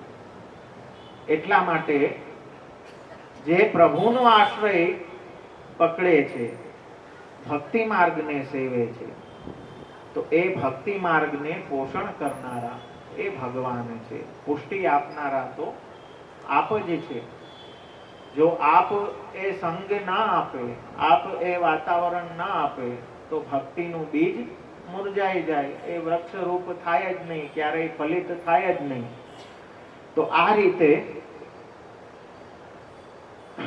આગળના નામ કહે છે 31મા શ્લોકમાં, તીર્થ કીર્તિર ભક્ત ગમ્યો ભક્તાનુશય કાર્યકૃત ભક્ત તુલ્ય સર્વતુલ્ય સ્વેચ્છા સર્વ પ્રવર્તક. તીર્થની કીર્તિ જેના કારણે છે, તીર્થ કીર્તિ પહેલો અર્થ કરે છે કે તીર્થોની કીર્તિ જેમનાથી છે. તીર્થની તીર્થરૂપતા જ જેમના કારણે છે. બધે ભગવત સંબંધ છે એટલે તો આપણે એને તીર્થ, આજ ગંગાજીથી મોટું તીર્થ કોઈ નથી, બરોબર? સૌથી વિશેષ તીર્થ એને માનવામાં આવે. ગંગાજીને કોનો સંબંધ છે? યમુનાજીનો. અને ભક્તિ માર્ગીયા કેમ છે ગંગાજી? કેમ કે ચરણ સંબંધ છે, ભગવત ચરણનો સંબંધ છે. તો ભગવત સંબંધને કારણે જ તીર્થોની તીર્થતા છે. જો ભગવત સંબંધ ના હોય તો તીર્થપણું રહે જ નહીં. એટલે તીર્થની કીર્તિ રૂપ તો આપ જ છો. આપના કારણે જ તીર્થોની કીર્તિ ગવાય છે. આપના સંબંધના લીધે જ બધી કીર્તિ છે. અથવા તો તીર્થોમાં જેમની કીર્તિ પ્રસરેલી છે એવા ભગવાન. ત્રીજો અર્થ કરે છે કે તીર્થો જેમની કીર્તિ રૂપ છે એવા બદ્રિકાશ્રમ આદિ તીર્થોની કીર્તિને પ્રસરાવનાર પણ ભગવાન શ્રી કૃષ્ણ જ છે. અને એટલે જ ચોથા અધ્યાયમાં અહમ પ્રોક્તો ભગવતા,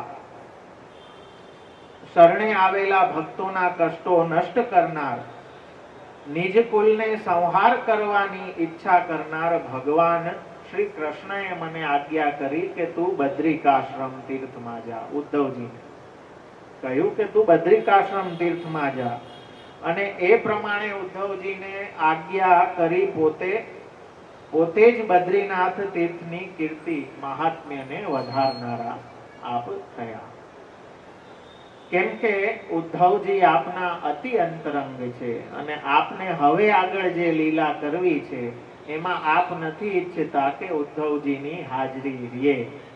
એટલે ઉદ્ધવજીને તીર્થાટન માટે આજ્ઞા કરી કે બદ્રિકાશ્રમ તરફ તું જા. તો આપની જ કીર્તિ નું ગાન, તીર્થોમાં પણ ભગવદીઓ પરસ્પર મળીને આપની કીર્તિનું જ ગાન કરે છે. તેથી તીર્થોમાં પણ આપનું જ યશોગાન થતું હોવાથી એ આપની કીર્તિ રૂપ જ આ બધા તીર્થો છે. ભક્ત ગમ્ય, ભક્તથી જ જે પામવા યોગ્ય છે. ઉદ્ધવાદી ભક્ત અથવા તો ભક્તો દ્વારા જ જેની પ્રાપ્તિ થઈ શકે છે. ભક્તોને જ પ્રાપ્ત થઈ શકે છે અથવા તો ભક્તો દ્વારા જ જે પ્રાપ્ત છે, ગમ્ય છે એવા ભક્તોને જવા યોગ્ય બદ્રિકાશ્રમ તીર્થ જેમનું છે એવા શ્રી કૃષ્ણ ભક્તો માટે ગમ્ય એટલે કે ગમન કરવા જેવું સ્થાન. ઘણી વાર આપણે ક્યાંક જઈ આવ્યા હોય તો ના મિત્રોને એમ કહેતા હોય કે જવા જેવું છે તારે, ખરેખર બહુ મજા આવે એવું છે. તો ખરેખર ભક્તોએ કોઈ જવા જેવું સ્થાન છે તો એ શ્રી કૃષ્ણ જ છે. હા, જ્યાં કૃષ્ણ સંબંધ છે ત્યાં જ ભક્તની ગતિ થાય, ભક્તને જ જે પ્રાપ્ત થાય એવા. અથવા ઉદ્ધવાદી જે ભક્તો છે એનાથી સર્વ ભાવથી નિરંતર ભગવાનનું જ એ સેવન કરે છે. ભક્તોને અન્ય વસ્તુઓ પર પ્રેમ નથી હોતો. એટલે બાદશાહે બોલાવ્યા તો કુંભનદાસજીએ કીધું કે ભાઈ દિવસ બગડ્યો, હવે પાછું કૃપા કરીને મને બોલાવતો નહીં. હા, પાછું આ મોઢું જોવું પડે એવું ના કરતો. જોડા તૂટી ગયા, આટલી ઉપાધિઓ થઈ ને ભગવત નામ આટલું છૂટ્યું, હવે આવી કૃપા ના કરતો. બાદશાહને કહી દીધું, ભક્તને કોકા કરી શકો. તો એ નિર્ભયતા, એને કોઈ લૌકિકતામાં ભક્તોને પ્રેમ હોતો નથી. આપણો પ્રેમ જે છે ને મારા વાલા, એ પણ કૃષ્ણ સંબંધના કારણે છે. ચાહે દેહમાં હોય, દેહ સંબંધીમાં હોય, સાધનોમાં હોય, સંપત્તિમાં હોય. ઘર પણ એટલે પ્રિય છે ભક્તને કે એ ઘરમાં રહીને એનું ભજન થાય છે. જ્યારે ભજનને અનુકૂળ નહીં રહે તો એ પ્રિયતા નહીં રહે. એના અનેક ઉદાહરણ આપણે વાર્તા સાહિત્યમાં જોઈએ છીએ કે એક ક્ષણમાં બધું છોડીને નીકળી પડ્યા છે ઠાકોરજીને પધરાવીને, જ્યાં ગામ છોડી દીધા છે. ગોકુલનાથજીએ કહ્યું કે ગોકુલમાં રહીને જો માલા તિલક ન થઈ શકતા હોય તો ગોકુલ છોડી દે. તો સ્થાન, દેહ સંબંધ, સાધન, સંપત્તિ, ક્યાંય ભક્તને પ્રેમ હોતો નથી. એનો પ્રેમ પણ ભગવદ સંબંધના કારણે હોય છે. જેમ વિદુરજીનું ઘર એ ભગવદ સંબંધના કારણે એ ઘરની ઉત્તમતા હતી. પણ જ્યારે ભગવાનનો જ સંબંધ ત્યાં ન રહ્યો અને વિદુરજીને દોષ દેખાવા લાગ્યા, વિમુખતા દેખાવા લાગી, તો છોડી દીધું. પ્રેમ તો ભગવાનના કારણે છે. જો ભગવત સંબંધ નથી તો ભક્તોને એવી કોઈ વસ્તુમાં પ્રેમ હોતો જ નથી. એટલે શ્રી રઘુનાથજી કહે છે કે અમૃત રસના અનુભવીને બીજા રસો ઉપર ભાવ થાય ના જ થાય. જેને આવો રસ પ્રાપ્ત થઈ ગયો હોય એ પછી બેકાર એવા તુચ્છ લૌકિક સુખમાં એનું જીવ જાય જ નહીં. હા, એટલે હા, આનંદથી આનંદથી.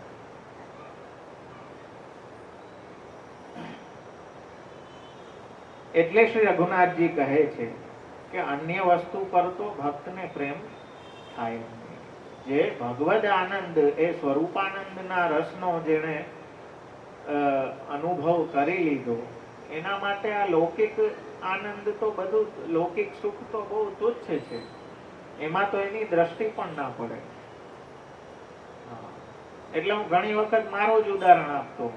એકવાર હું ને મારા કઝિન ભાઈ દાદા અમે યુકે થી રિટર્ન થતા હતા. તો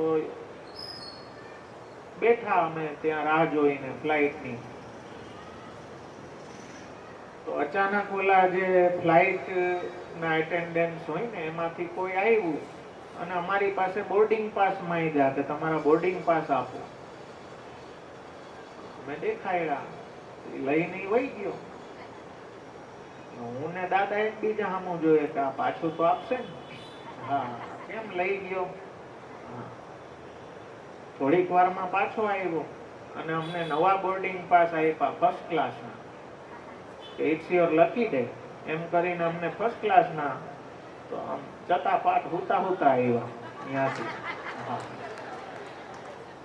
હવે હુતા આવ્યા ને બહુ મોજ કરી, આનંદથી, પ્રભુ કૃપાથી મળી ગયું ભાગ્યમાં. તો આરામથી, કેમ કે 8-9 કલાકની 10 કલાકની જર્ની તો આમાં તો આ તો ભગવત કૃપાથી આરામ મળી ગયો, થઈ ગયું. પછી ઉતરા ને પછી મેં દાદાને કીધું, મેં કહું હવે સારું ઇકોનોમીમાં કેમ ફાવશે. તો કહેવાનો મતલબ એ છે કે કંઈક ઊંચી વસ્તુનો અનુભવ થઈ ગયો હોય ને પછી નીચું ફાવે નહીં, પછી મજા ના આવે. તો આ તો સર્વોત્તમ રસ છે, આની આગળ બધું ફીકું છે મારા વાલા. હા, તો એવા સર્વોત્તમ રસને જેણે ચાખી લીધો એવા ભગવતી અને લૌકિકમાં ક્યારેય જીવ જાય, ક્યારેય ના જાય. તો ભક્ત ગમ્ય જ પ્રભુ છે.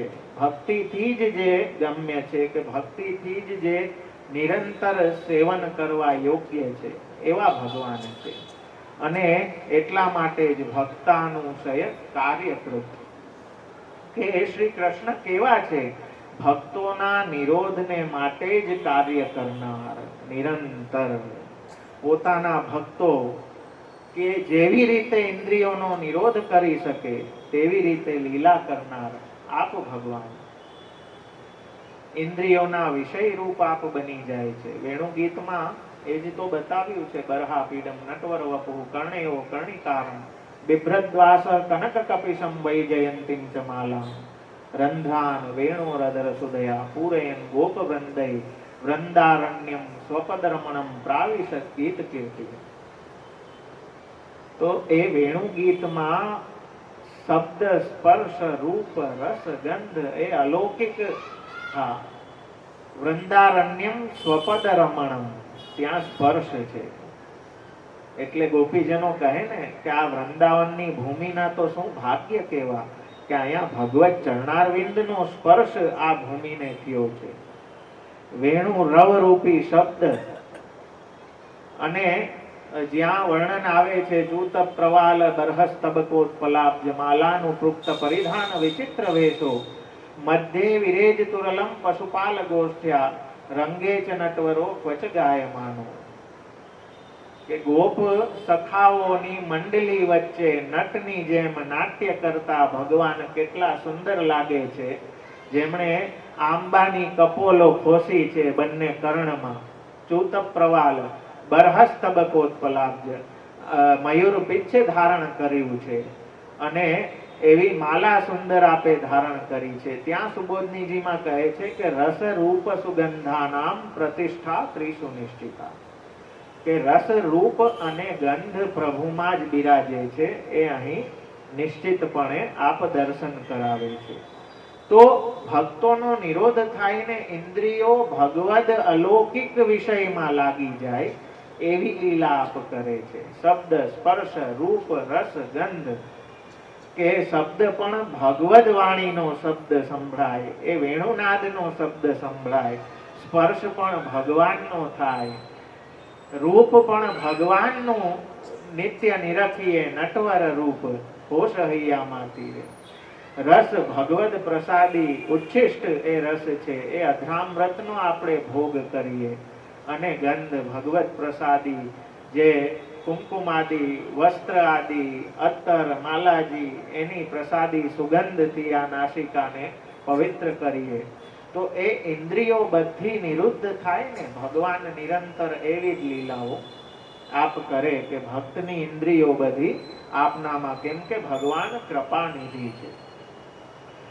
નિજ ભક્તોના મનને સ્થિર કરવા માટે તથા તેમની ઇન્દ્રિયોમાં રહેલી ચપલતાને હરવા માટે, કેમ કે આપ હરી છે એટલે નિત્ય આપ પ્રયત્નશીલ છે.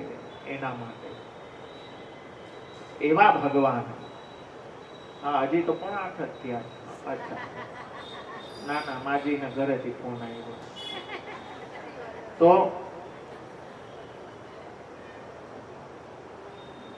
એ ચપલતાને દૂર તો ભગવાન જ કરી શકશે, અન્ય કોઈ સાધન નહીં કરી શકે. આપણે ઇન્દ્રિયોને વશમાં રાખવાની ખૂબ આપણી રીતની કોશિશ કરીએ, પણ એ તો આપણે જાણીએ છીએ કે કેટલું સક્સેસ રેટ એનો હા છે. પ્રસાદમાં એ જીભના સ્વાદ નડી જાય છે, આંખને જ્યાં દર્શન કરવા જોઈએ ત્યાં કરતી નથી ને બીજું જોઈએ રાખે છે. તો એ તો કૃષ્ણ જ કરી શકે. બધી ઇન્દ્રિયોને નિરુદ્ધ કરવાનું સામર્થ્ય તો શ્રી કૃષ્ણમાં છે, આપણા સાધનથી નથી. એટલે મહાપ્રભુજી શું કહે છે? સન્મુખ રહ્યો, સેવા કથાના માધ્યમથી સન્મુખ રહ્યો. તો પ્રભુનું તો સ્વરૂપ જ એવું છે કે નિરંતર ભક્તને નિરુદ્ધ કરવાના જ કાર્યો કરે છે. જો સન્મુખ રહેશો તો નિરુદ્ધ થાશો, સન્મુખ નહીં રહ્યો તો પછી હરિણાય વિનિર્મુક્તા તે મગ્ના ભવસાગરે, જેને છૂટા મૂકી દીધા છે ભગવાને, એ ભવસાગરમાં. લૌકિક વિષયો તો મારશે, પણ અલૌકિક વિષયોમાં જો ઇન્દ્રિય લાગશે તો એ જ આપણને તારશે. એક વેપારી કોકને ઘરાક આવ્યો ને એને કીધું કે શુદ્ધ મધ તમે રાખો છો? કે હા, અમારી પાસે એકદમ શુદ્ધ મધ છે. મધ એ બોટલમાંથી ઓલાને ભરવા ગયો ને એમાં થોડુંક મધ ઢોરાઈ ગયું. મધ ઢોરાણું એટલે માખીઓ ચાલુ થઈ ગઈ આવવાની. માખીઓ આવવાની ચાલુ થઈ ગઈ. એ મધની લાલચમાં ને લાલચમાં કેટલી એમાં ચોટી ગઈ પાંખું, પછી પાછી ઉડી ના શકે અને ત્યાં જ મરણ પામે. એટલી બધી મરેલી જોઈને પણ બીજીને બુદ્ધિ આવે નહીં અને બીજી અહીંયા પાછી જાય ને ચોટે. સમજી તરત જાઓ છો, કઈ ખુલાસા કરવા જ નથી પડતા. Thank you.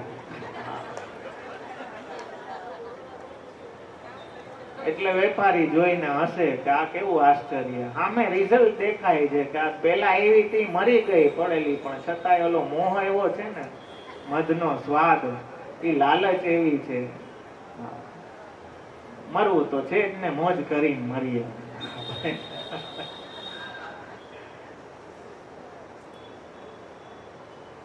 ભક્તાનુસય કાર્યકૃત.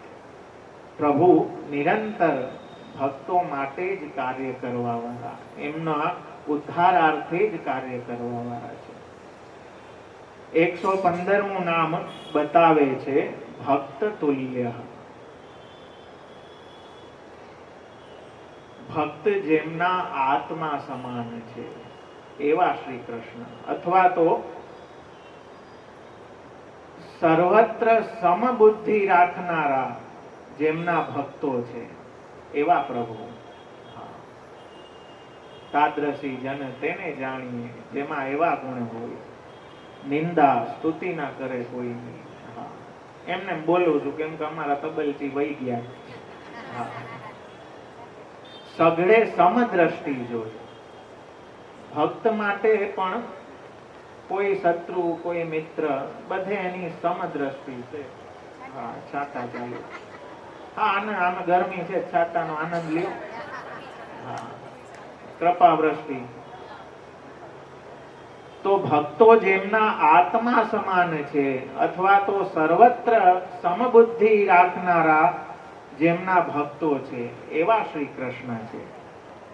અને એટલે જ શ્રીમુખે આપ આજ્ઞા કરે છે કે નોદ્ધવો અણવપી ન્યૂનમ. ઉદ્ધવ મારાથી અણુ માત્ર પણ ન્યૂન નથી, લેશ પણ જે મારાથી ન્યૂન નથી એવું વિચારી અને સ્વધામ પધારતી વખતે સર્વલોકમાં એ ગુણાનુવાદોને ગાવા માટે, એનો પ્રસાર કરવા માટે પોતાના નિજ સ્વરૂપ એવા ઉદ્ધવજીને ભૂતલ પર રાખીને આપ પધાર્યા. અને એટલે જ ભાગવત કહે છે ને કે પ્રભુ પધાર્યા પણ પોતાના જીવો માટે એવા ભક્તો રૂપી, જે ભક્ત છે ને એના ચરણ રૂપી નૌકાને મૂકીને ગયા છે કે જેનો આધાર લઈને લોકો આ ભવસાગરને પાર કરી શકે. આવી ગયા તો પેતાવી આવી.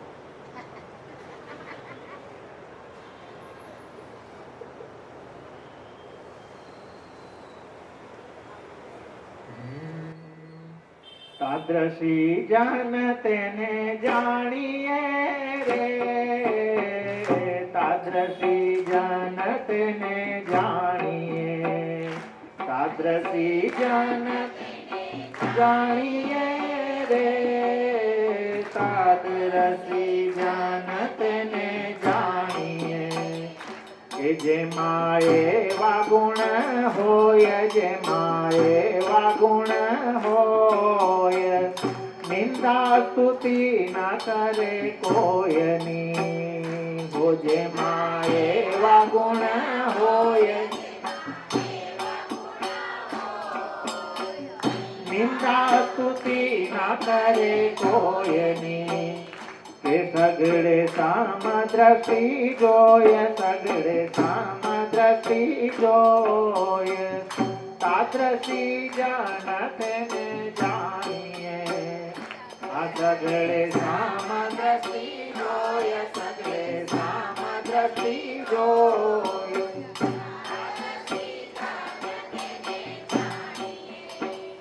દર્શન કરતા માત્ર મારે, દર્શન કરતા માત્ર મારે,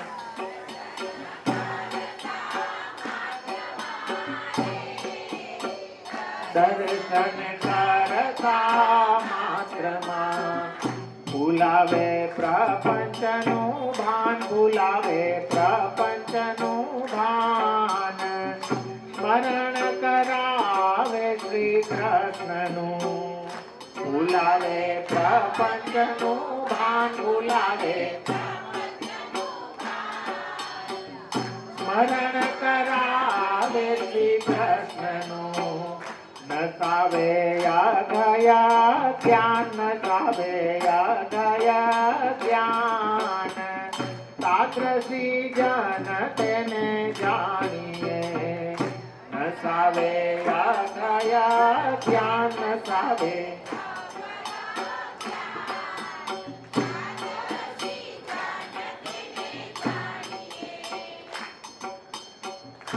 સકળ ચરાચર ના વિશે રે સકળ ચરાચર ના વિશે સકળ ચરાચર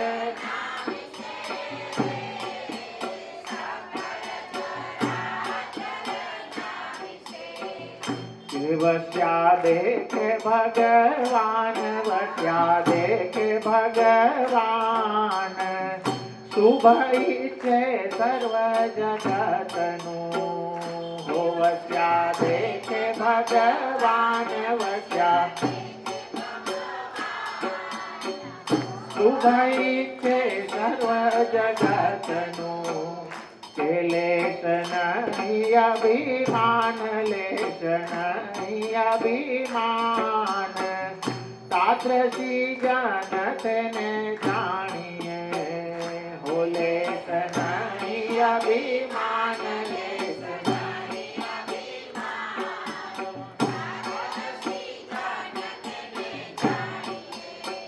મારા વાલા સ્મરણ દર્શન કરતા માત્રમાં જેમ ઉદ્ધવજીના દર્શન કરતા જ એ કૃષ્ણનું સ્મરણ વિદુરજીને થઈ ગયું અને એ ભગવદ ભક્તને જોઈને એટલા આનંદિત થઈ ગયા કે એમને ભૂલાવે પ્રપંચનું ભાન જેને જોઈને કૃષ્ણ જ યાદ આવે જેને જોઈને ભગવાનનું જ સ્મૃતિ થવા લાગે એ તાદ્રસી અને કહે છે કે શુભ ઈચ્છે સર્વજન સમબુદ્ધિ વાળા બધે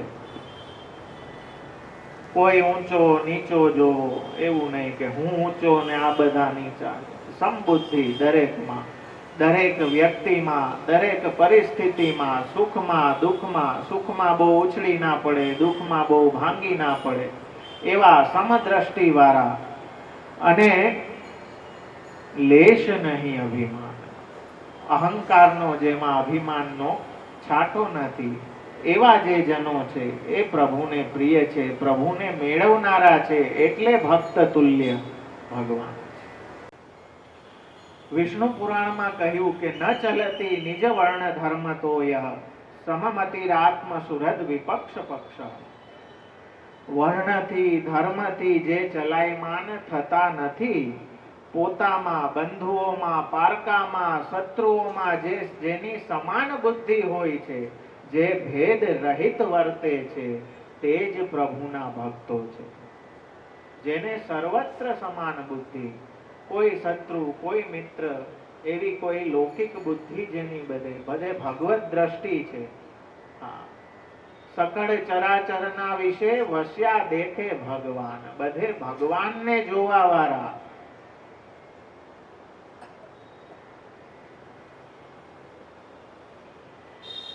એક છોકરાને એના પિતા શીખ આપે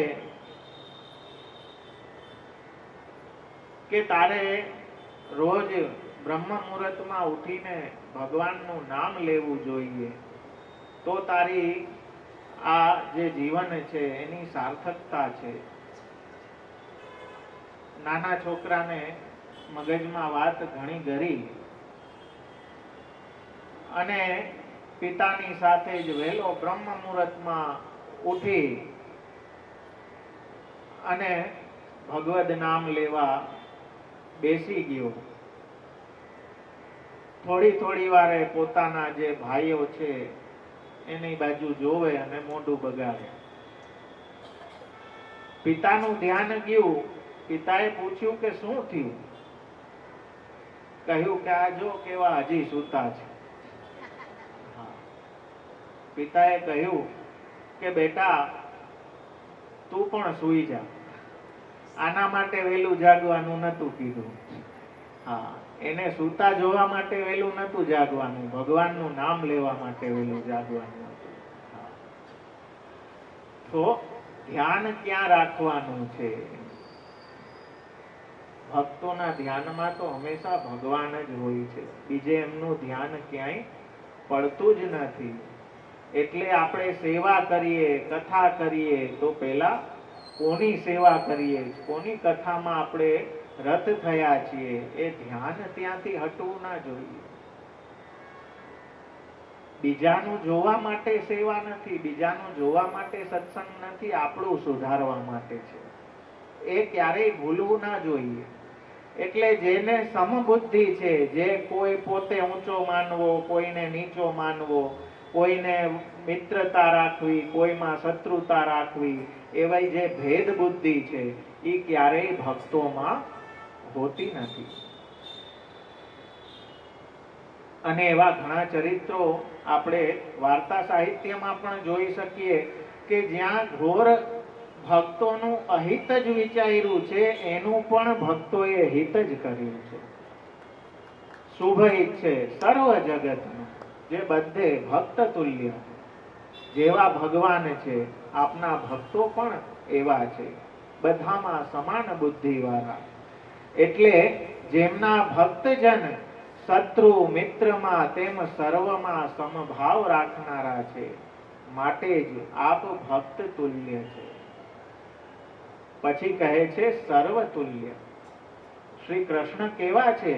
સર્વમાં સમાન ભાવ વાળા, સર્વને ફલ આપવામાં સમાન એવા ભગવાન છે. જ્યારે આપના ભક્તો જ બધે સમત્વ ભાવને જોનારા છે, તો પછી પ્રભુમાં તો સમભાવ હોય જ. એમાં આશ્ચર્ય શું છે? નિર્દોષમ હિ સમમ બ્રહ્મ, એ બ્રહ્મના લક્ષણ છે. એના માટે જેમ ગીતાજીમાં પણ આપ કહે છે, મારા માટે કોઈ શત્રુ નથી, કોઈ મિત્ર નથી, બધા મારા માટે સમાન છે. સમોહમ સર્વભૂતેષુ નમે દ્વેષ્યોસ્તિ ન પ્રિય, ના મારો કોઈ સાથે દ્વેષ છે, ના કોઈ મને પ્રિય છે. સમોહમ સર્વભૂતેષુ, સર્વ પ્રાણી માત્ર ઉપર હું સમાન ભાવ રાખું. મને કોઈ વાલો નથી, તેમ મને કોઈ અખણામણોય નથી, બધા સમાન છે. તો સર્વ જેના માટે સમાન છે એવા ભગવાન. કોઈનામાં પણ ફલ આપવામાં આપ ન્યૂનાધિકપણું વિચારતા નથી કે આને વધારે આપવું ને આને ઓછું આપવું. દરેકને એની એની પ્રમાણેની ગતિ, એના પ્રમાણેના ફલ આપ સમાન ભાવે આપનારા એવા ભગવાન છે. સ્વેચ્છા સર્વ પ્રવર્તક, 117મું નામ કહે છે કે ભગવાન કેવા છે? પોતાની ઈચ્છાથી જ સર્વ કાંઈ પ્રવર્તાવનાર. વિવેકસ્તુ હરિ સર્વમ નિજેચ્છાતઃ કરિષ્યતિ. ખોટી દોડાદોડી બંધ કરો, બધું હરિ ઈચ્છાથી જ થશે. જો હરિ ઈચ્છા હશે તો તમારા કોઈ પ્રયત્ન વગર પણ સિદ્ધ થઈ જશે, ને જો હરિ ઈચ્છા નહીં હોય તો આખું જીવન દોડાદોડી કરશો તોય સિદ્ધ થવાનું નથી. એ ચોખ્ખી વાત આપણા ગુરુ આપણને સમજાવે છે કે અહીં સઘળું કાંઈ સર્વ કાંઈ એમની ઈચ્છાથી જ પ્રવર્તે છે. એ સ્વતંત્ર છે, એ કોઈનાથી બંધાયેલા નથી, ભક્તો સિવાય. એટલે એનો બીજો અર્થ કરે છે અહીં પણ શ્રી રઘુનાથજી કે સ્વભક્તોની ઈચ્છાથી સર્વ પ્રવર્તાવનાર. પોતાના ભક્તોની ઈચ્છા પ્રમાણે બધું કાંઈ કરવા વાળા એવા. સ્વાર્થની ઈચ્છાથી સર્વને પ્રવૃત્તિ કરાવનાર, પોતાની ક્રીડાર્થે સ એકાકી ન રમતે સદ્વિતીયમ ઇચ્છત, એમાં સર્વ કાંઈ ક્રીડાર્થમ આ જગતની પ્રવૃત્તિ કરાવવા વાળા. સ એકાકી ન રમતે સદ્વિતીયમ ઇચ્છત, એકલાને રમણ કરવાની ઈચ્છા થઈ એટલે બીજાની ઈચ્છા આપે કરી અને એમાંથી આખું સર્વ કાંઈ આપે પ્રવર્તાવ્યું. તો સ્વાર્થ અર્થે એટલે કે પોતાની ક્રીડા માટે સર્વ કાંઈ ઈચ્છાપૂર્વક પ્રવર્તાવનાર. ત્રણ અર્થો અહીં કર્યા છે. પોતાની ઈચ્છાથી જ બધું કાંઈ કરવા વાળા, પહેલો અર્થ. બીજો અર્થ કયો કે પોતાના જે નિજ ભક્તો છે એમની ઈચ્છાથી બધું કાંઈ કરવા વાળા. કેમ કે ભક્ત મનોરથ પૂરક છે, ભક્તાધીન છે, એટલે ભક્ત જેવા મનોરથ કરે એને એની ઈચ્છાને પૂરવા વાળા એવા ભગવાન છે. અથવા તો આનો અર્થ કરો કે સ્વાર્થની ઈચ્છાથી બધું પ્રવર્તાવનાર. પોતાને કેમ કે ક્રીડા કરવી છે એટલે એ ક્રીડા અર્થે નામ રૂપે આખા જગત રૂપે વિલસે છે અને ક્રીડા કરે છે, એવો અર્થ પણ અહીં શ્રી રઘુનાથજી આપ કહે છે કે પોતાના આનંદ રૂપ સ્વાર્થને પૂર્ણ કરવા સર્વ જગત રૂપે બની પોતાના અનેક સ્વરૂપોથી.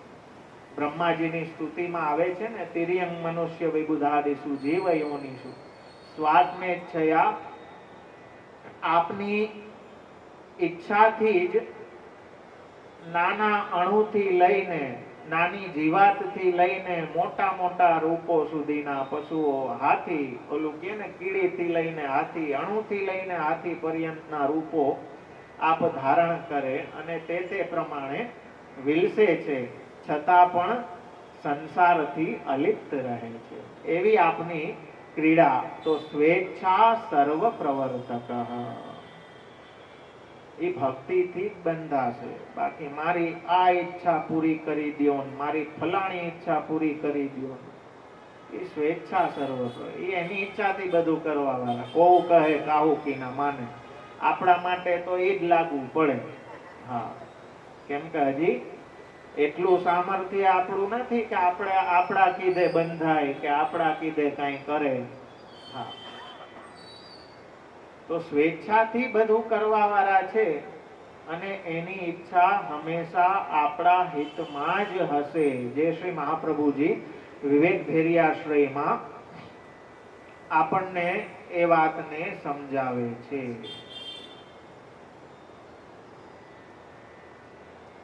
અને એના સ્વેચ્છા પ્રવર્તક હોવાને કારણે જ મહાપ્રભુજી, કેમ કે આપણું હિત ઈચ્છે છે ને કે આ મોઢું ખોલશે તો પૈસા પડી જાય. હા, માંડ ઓલો ક્યાંક કોક ને મોટો કર્યો હોય ને પછી એ આવીને કઈક ભવાડો કરી દે તો ઉપાધિ થાય ને. એટલે અહીંયા આપણા ગુરુએ આટલી લાગવત કરી ભગવાન પાસે, પછી વળી આપણે મોઢું ખોલીએ. ઓલું એક પંચતંત્ર ની વાર્તા આવે કે જનાવરો ખેતરમાં બહુ ગરી જતા, તો એક દિવસ એવું થયું કે સિંહ ગયો ખેતરમાં અને આને બીક લાગવા માંડી. ઓહો, આ સિંહ નું કેમ કરવું? સિંહ આવે ને ખેતરમાં હરે ફરે ને પાછો નીકળી જાય. એક દિવસ આએ હિંમત ભેગી કરી અને એક દંડો લઈ અને જે સિંહ આવીને જ્યાં રોજ ઊભતો એની પાછળ સંતાઈને બેસી ગયો. અને જેવો સિંહ આવ્યો એટલે આએ દંડો લઈને જોરદાર પાછળથી પ્રહાર કર્યો. ત્યાં અવાજ ગધેડાનો સંભળાણો. પછી ખબર પડી કે ગધેડો સિંહ નું ખાલ પહેરીને ફરતો હતો બધે. હા, તો અવાજથી ખબર પડી ગઈ કે સિંહ નથી. પછી એની બીક વહી ગઈ. હા, તો એવી રીતે મારા વાલા, ખરેખર સિંહ હોય ને તો ભય રહે, પણ એકવાર કોક દંડો મારે ને એવો અવૈષ્ણવી અવાજ નીકળી જાય પછી બીવાનું બંધ કરી દે લોકો. પછી સમજી જાય કે અરે અંત ગધેડો છે, અંદર સિંહ નથી. તો મારા વાલા, એટલા માટે જ આપણા ગુરુએ એ સાવધાની શું રાખવી પ્રભુ સન્મુખ એ શીખવતા આપને કહે છે કે પ્રાર્થિત એવા તત કિમ સ્યાત સ્વામ્ય અભિપ્રાય સંશયા. પ્રભુ સ્વેચ્છાથી બધું કરવા વાળા છે, સ્વ ઈચ્છાથી જ બધું કરશે, આપણી ઈચ્છાથી કઈ નહીં થાય. તો જ્યારે સ્વ ઈચ્છાથી જ બધું કરશે તો પછી માગવાનો મતલબ શું છે, પ્રાર્થનાનો મતલબ શું? એ કરશે તો એની ઈચ્છાથી જ કરશે, કઈ આપણી પ્રાર્થનાથી તો કઈ બદલાવાનું નથી. તો એ લોજિક આપે છે કે તો પછી પ્રાર્થના શું કામ કરવું? હવે તમે એમ કહો કે ભગવાન પાસે ના માગીએ તો કોની પાસે માગીએ? તો મહાપ્રભુજી એ જ કહે છે કે ભગવાન છે એટલે જ માગવાની જરૂર નથી. ઈ જ લોજિક, તમે જે લોજિક કહો છો ને કે ભગવાન છે તો માગવું જોઈએ ને ભગવાન પાસે, મહાપ્રભુજી ઈ જ લોજિક આગળ ધરે છે કે માગવું પડે તો એ ભગવાન નહીં. જો તમે માગો છો તો એના ભગવાન હોવા ઉપર તમે અવિશ્વાસ કરો છો, કેમ કે એ તો અંદર બહાર બધે બિરાજે છે. આત્માનંદ સમુદ્રસ્થમ, એ તો ભીતરે બિરાજે છે, એને ખબર છે કે શું આપની કામનાઓ છે, શું આપના હિતમાં છે, શું અહિતમાં છે, બધું જાણે છે. તો માગવું પડે એ ભગવાન નહીં, તો ક્યાંક તમે ફસાઈ ગયા બીજી જગ્યાએ. અને જો ભગવાન માનો છો તો અહીંયા માગવાની જરૂર જ શું છે, એ તો જાણે જ છે બધું. તો પ્રાર્થિત એવા તતઃ કિમ સ્યાત સ્વામ્ય અભિપ્રાય સંશયાત. કેટલી સુંદર વાત કરે છે કે જ્યારે ભગવાન એમની ઈચ્છાથી જ બધું કાંઈ કરશે તો પછી પ્રાર્થના કરીને પોતાનો દાસ ધર્મ શું કામ બગાડવો જોઈએ? જેનાથી કાંઈ થવાનું જ નથી તો એવું કરીને ઉલટાનું ઓલું પૈડા ઉપર પાટું, દાસ ધર્મે બગડે, એનાથી આપણે જઈએ. તો એટલે શ્રી આચાર્ય ચરણ પ્રભુનું આ સ્વરૂપ બતાવતા કહે છે કે જીવે કાંઈ માગવું નહીં, મૂંગા રહેવું. પ્રભુ એની ઈચ્છાથી બધું કાંઈ કરશે. આપણું લૌકિક અલૌકિક જે કાંઈ ભક્તનું છે, જે શરણે આવેલો છે, એનું બધું કાંઈ પ્રભુ જ કરશે. એટલે એ વિવેક આપણને સમજાવ્યો કે જે પ્રભુ સ્વેચ્છા સર્વ પ્રવર્તક, સ્વેચ્છાથી જ બધું કાંઈ પ્રવર્તાવનારા છે, પોતાની ઈચ્છાથી જ બધું કાંઈ કરનારા છે, એવા પ્રભુની સેવા છોડીને અન્ય પ્રયત્નમાં સમય વેડફવો નહીં. એ સેવાથી જ બધું કાંઈ સિદ્ધ થઈ જશે. એ છોડીને આપણે કાંઈ અન્ય સાધનો કરવાની જરૂરિયાત નથી. એટલે વિવેકસ્તુ હરિ સર્વમ નિજેચ્છાત કરિષ્યતિ, કે પ્રભુ નિજેચ્છાથી જ સર્વ કાંઈ કરવા વાળા છે. અથવા તો નિજાનામ ઈચ્છાત કરિષ્યતિ, જે આપના, કેમ કે નિજજનોની ઈચ્છા ક્યારેય લૌકિક હોતી જ નથી. જે આપના તદીય છે ને એના મનમાં તો જેમ યજ્ઞ પત્નીઓને દર્શન આપ્યા ને જ્યારે ભગવાને, ત્યારે ત્યાં એક વાત બહુ સુંદર કહે છે કે જેનું મન મારામાં લાગી ગયું ને એ પછી બાફેલા બીજ જેવું છે. બીને બાફી દો પછી એને વાવો તો એમાં કઈ ઉગે નહીં. તો જેનું મન ભગવાનમાં લાગી ગયું ને એમાં પછી બીજું કઈ ઉગતું જ નથી, એમાં સંસાર ઉગતો જ નથી.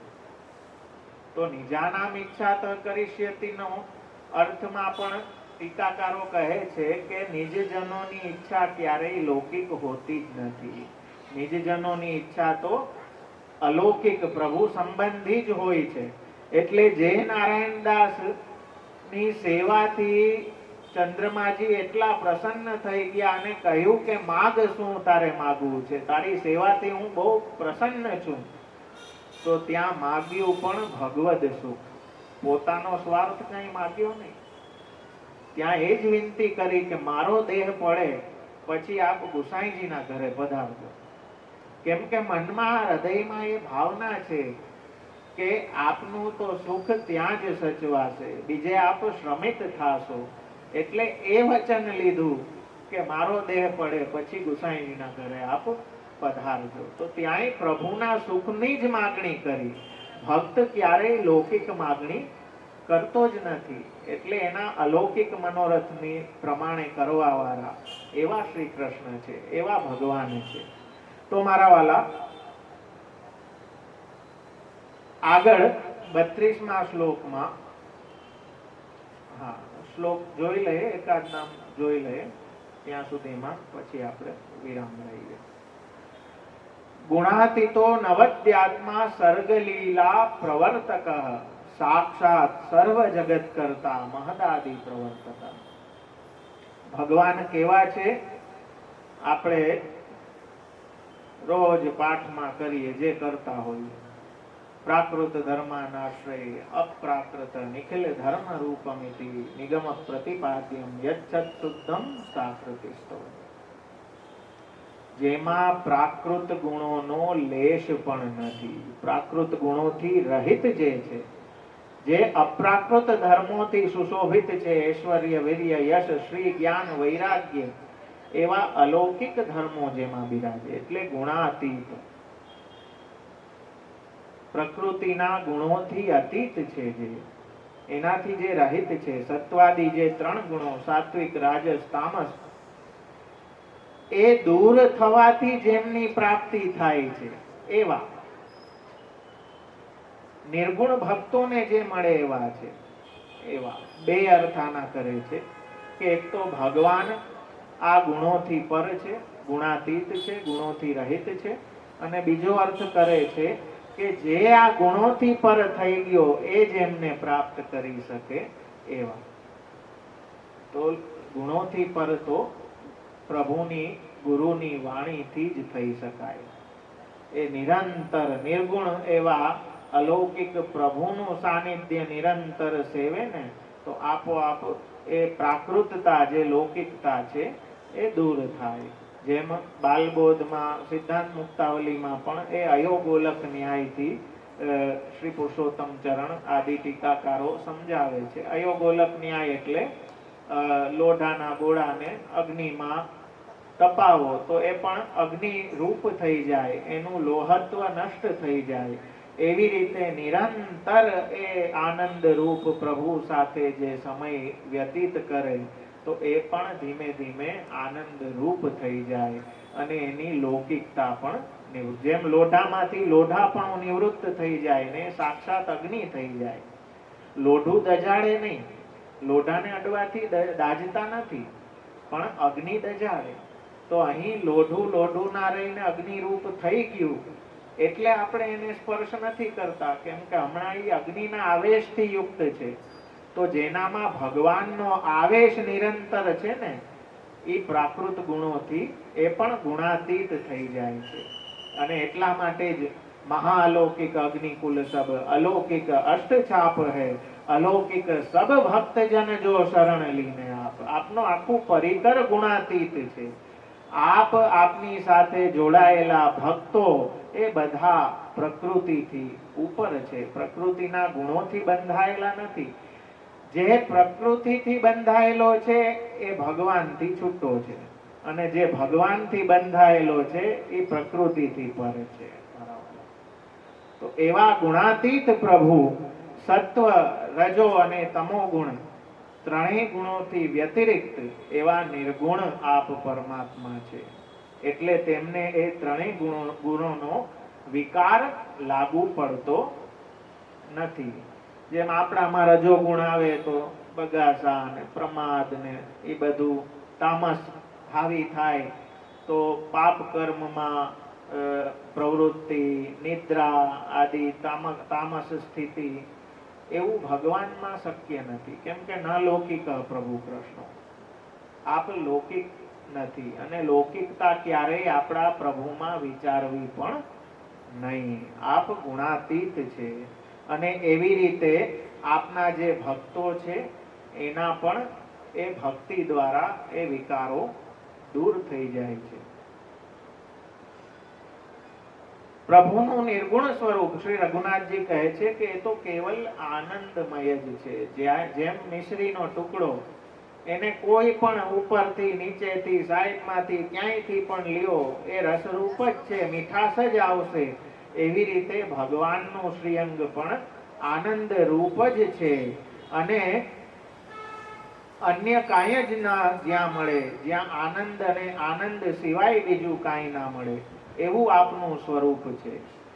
જો પ્રથમ ગુણવૃત્તિઓ દૂર થાય તો જ રસ ઘન આનંદ ઘન ઘનશ્યામ શ્રી કૃષ્ણચંદ્રના દર્શન થાય. જ્યાં સુધી લૌકિક પ્રકૃતિના ગુણોના વિકારો આપણામાં છે, જ્યાં સુધી એ બધું આપણને પ્રતિબંધક છે ત્યાં સુધી ભગવદ અનુભવ થવો શક્ય નથી. જ્યારે એ પ્રકૃત ગુણોથી જીવ પર થાય છે ત્યારે એને ભગવદ અનુભવ, ગુણાતીત અવસ્થામાં, એ નિર્ગુણ અવસ્થામાં એ ભગવદ અનુભવ ને પ્રાપ્ત કરી શકે છે. અને એ આપણી સ્થિતિ કરવા માટે આપણા ગુરુ, જેમનું નામ સર્વોત્તમ સ્તોત્રમાં પ્રભુચરણ કહે છે, દૈવોદ્ધાર પ્રયત્નાત્મા, નિરંતર એ પ્રયત્નમાં કે જે પોતાના જીવો છે એને ફરી એ આનંદની પ્રાપ્તિ થાય, એટલા માટે આચાર્ય ચરણે આટલો પરિશ્રમ લઈને, આપણે તો કાંઈ નથી હો મારા વાલા, જલસા જ છે ખરેખર. આજે આપ આટલી સુવિધાઓમાં, એસી બસ, એસી ટ્રેન, એસી ગાડીમાં આપણે બધે જાય તોય કેવા થાકીને લોચપોચ થઈ જાય. ઓહો, બહુ આઘું, બહુ આઘું. નેમિસારણ્ય ગંગાસાગર, ગંગાસાગરમાં તો કહેવાય જ છે એમ કે સબ તીરથ બાર બાર, ગંગાસાગર એક બાર. મને એક ભાઈ પૂછ્યું કે એવું કેમ? મેં એકવાર જઈ આવો એટલે સમજાઈ જાય. હા, અમે તો જઈ આવ્યા, અમે સમજી ગયા, હવે તમે એકવાર જઈ આવો તો સમજાઈ જશે. એમ મારા સમજાવવાથી નહીં સમજાય, એકવાર પોતે જાઓ. છેડો જ છે આખો, આપણા દેશનો છેડો આવી ગયો. એકવાર ગંગાસાગર જઈ આવો, તમને એમ થાય ઓહો થઈ ગયો, હવે પાછું અહીં સુધી ના આવાય. વિચાર કરો મારા વાલા, આજે આટલી સુવિધા, આવા રોડ રસ્તા, વાહનો, સાધનો, ભેગા નાસ્તાના ડબલા, પાણી, ઠંડા પીણા, કઈ કમી છે? હા, તો એ વેલું મોઢું કરીને ઉતરે ગાડીમાંથી. ઓહો.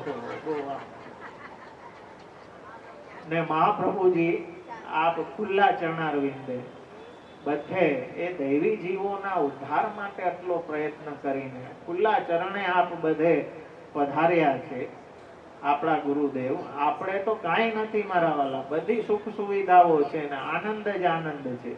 એ ભક્તોએ તો એવા પ્રતિકૂળ સમયમાં પણ એ ભક્તિને એટલી નિભાવી કે જ્યારે પોતાનો ધર્મ નિભાવવામાં પણ ઉપાધિ હતી, ત્યારે પણ એટલી નિષ્ઠાપૂર્વક, એટલી પ્રતિકૂળતામાં. આજે તો આપણે બધી રીતે અનુકૂળ છે. અને જોવા જાવ તો આજની સુવિધાઓ તો એટલી બધી, હું તો એમ કહું કે સેવા કરવા માટે, ધર્મ કરવા માટે તો ઉત્તમમાં ઉત્તમ સમય છે. હા, પણ છતાંય એ પ્રકૃતિના ગુણો આપણને હેરાન કરી રાખે. એકાદશી હરખી કરતા જાઓ તો તો એનાથી કઈક પ્રભુની પ્રસન્નતા થાય અને આ પ્રકૃતિમાંથી આપણને તાણી લે, ખેંચી લે. તો એવા ગુણાતીત પ્રભુનો અનુભવ પણ એ અવસ્થામાં જ થશે. જે ગુણોમાં ફસાયેલો છે, જે ગુણાભિમાની છે, ગુણોથી બંધાયેલો છે, એને ક્યારેય ભગવદ અનુભવ થઈ શકતો નથી. તો મારા વાલા, આજે અહીં સુધીના આપણે નામ રાખશું. કાલે આપણે 118 નામો સુધી આપણે જોઈ ગયા છીએ, એને આગળ કાલે આપણે ચલાવશું. આજ માટે આટલો ક્રમ રાખીએ. ગુણાતીત હોય ને, નિર્ગુણ હોય ને, ત્યાં ચોરી કરવામાં ભગવાનને મજા આવે. હા, ભગવાન કઈ ગમે ત્યાં નથી પધારતા ચોરી કરવા.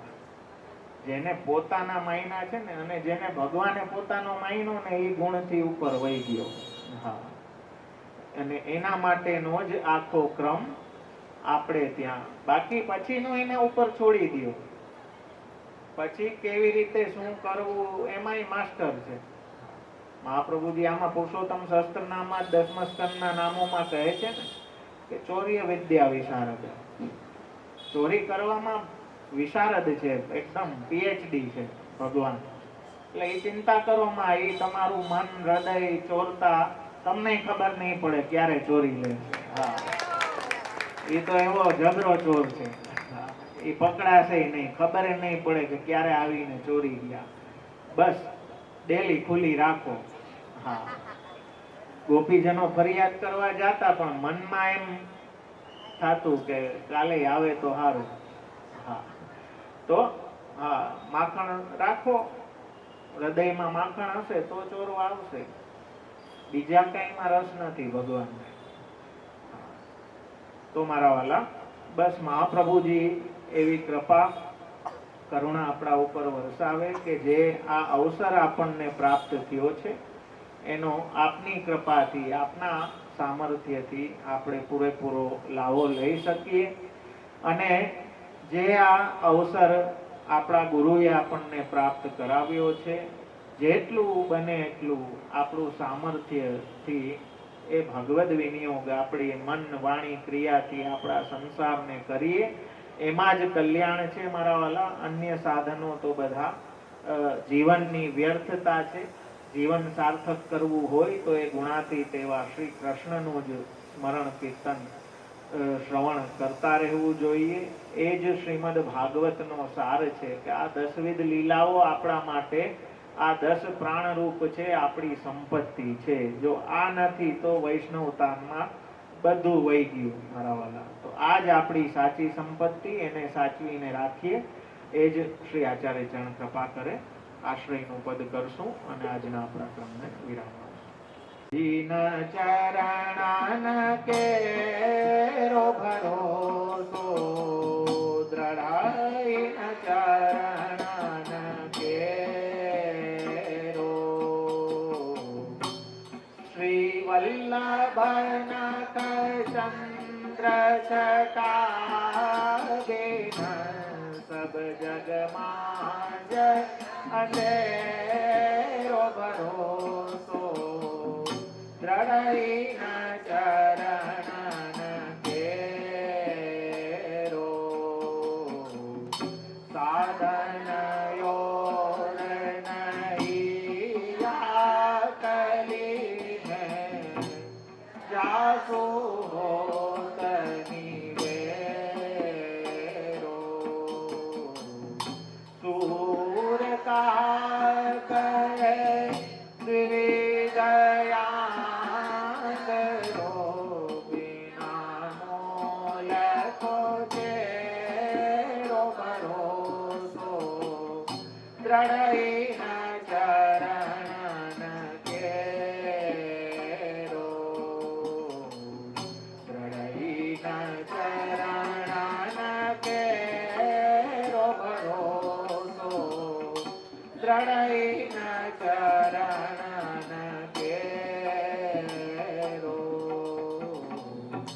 શ્રી વલ્લભાધીશ કી જય, શ્રી ગોપીનાથ પ્રભુ ચરણ પ્યારે કી જય, શ્રી ગુસાઈજી પરમ દયાલ કી જય, श्री मदन मोहन लाल प्यारे की जय, श्री नटवरलाल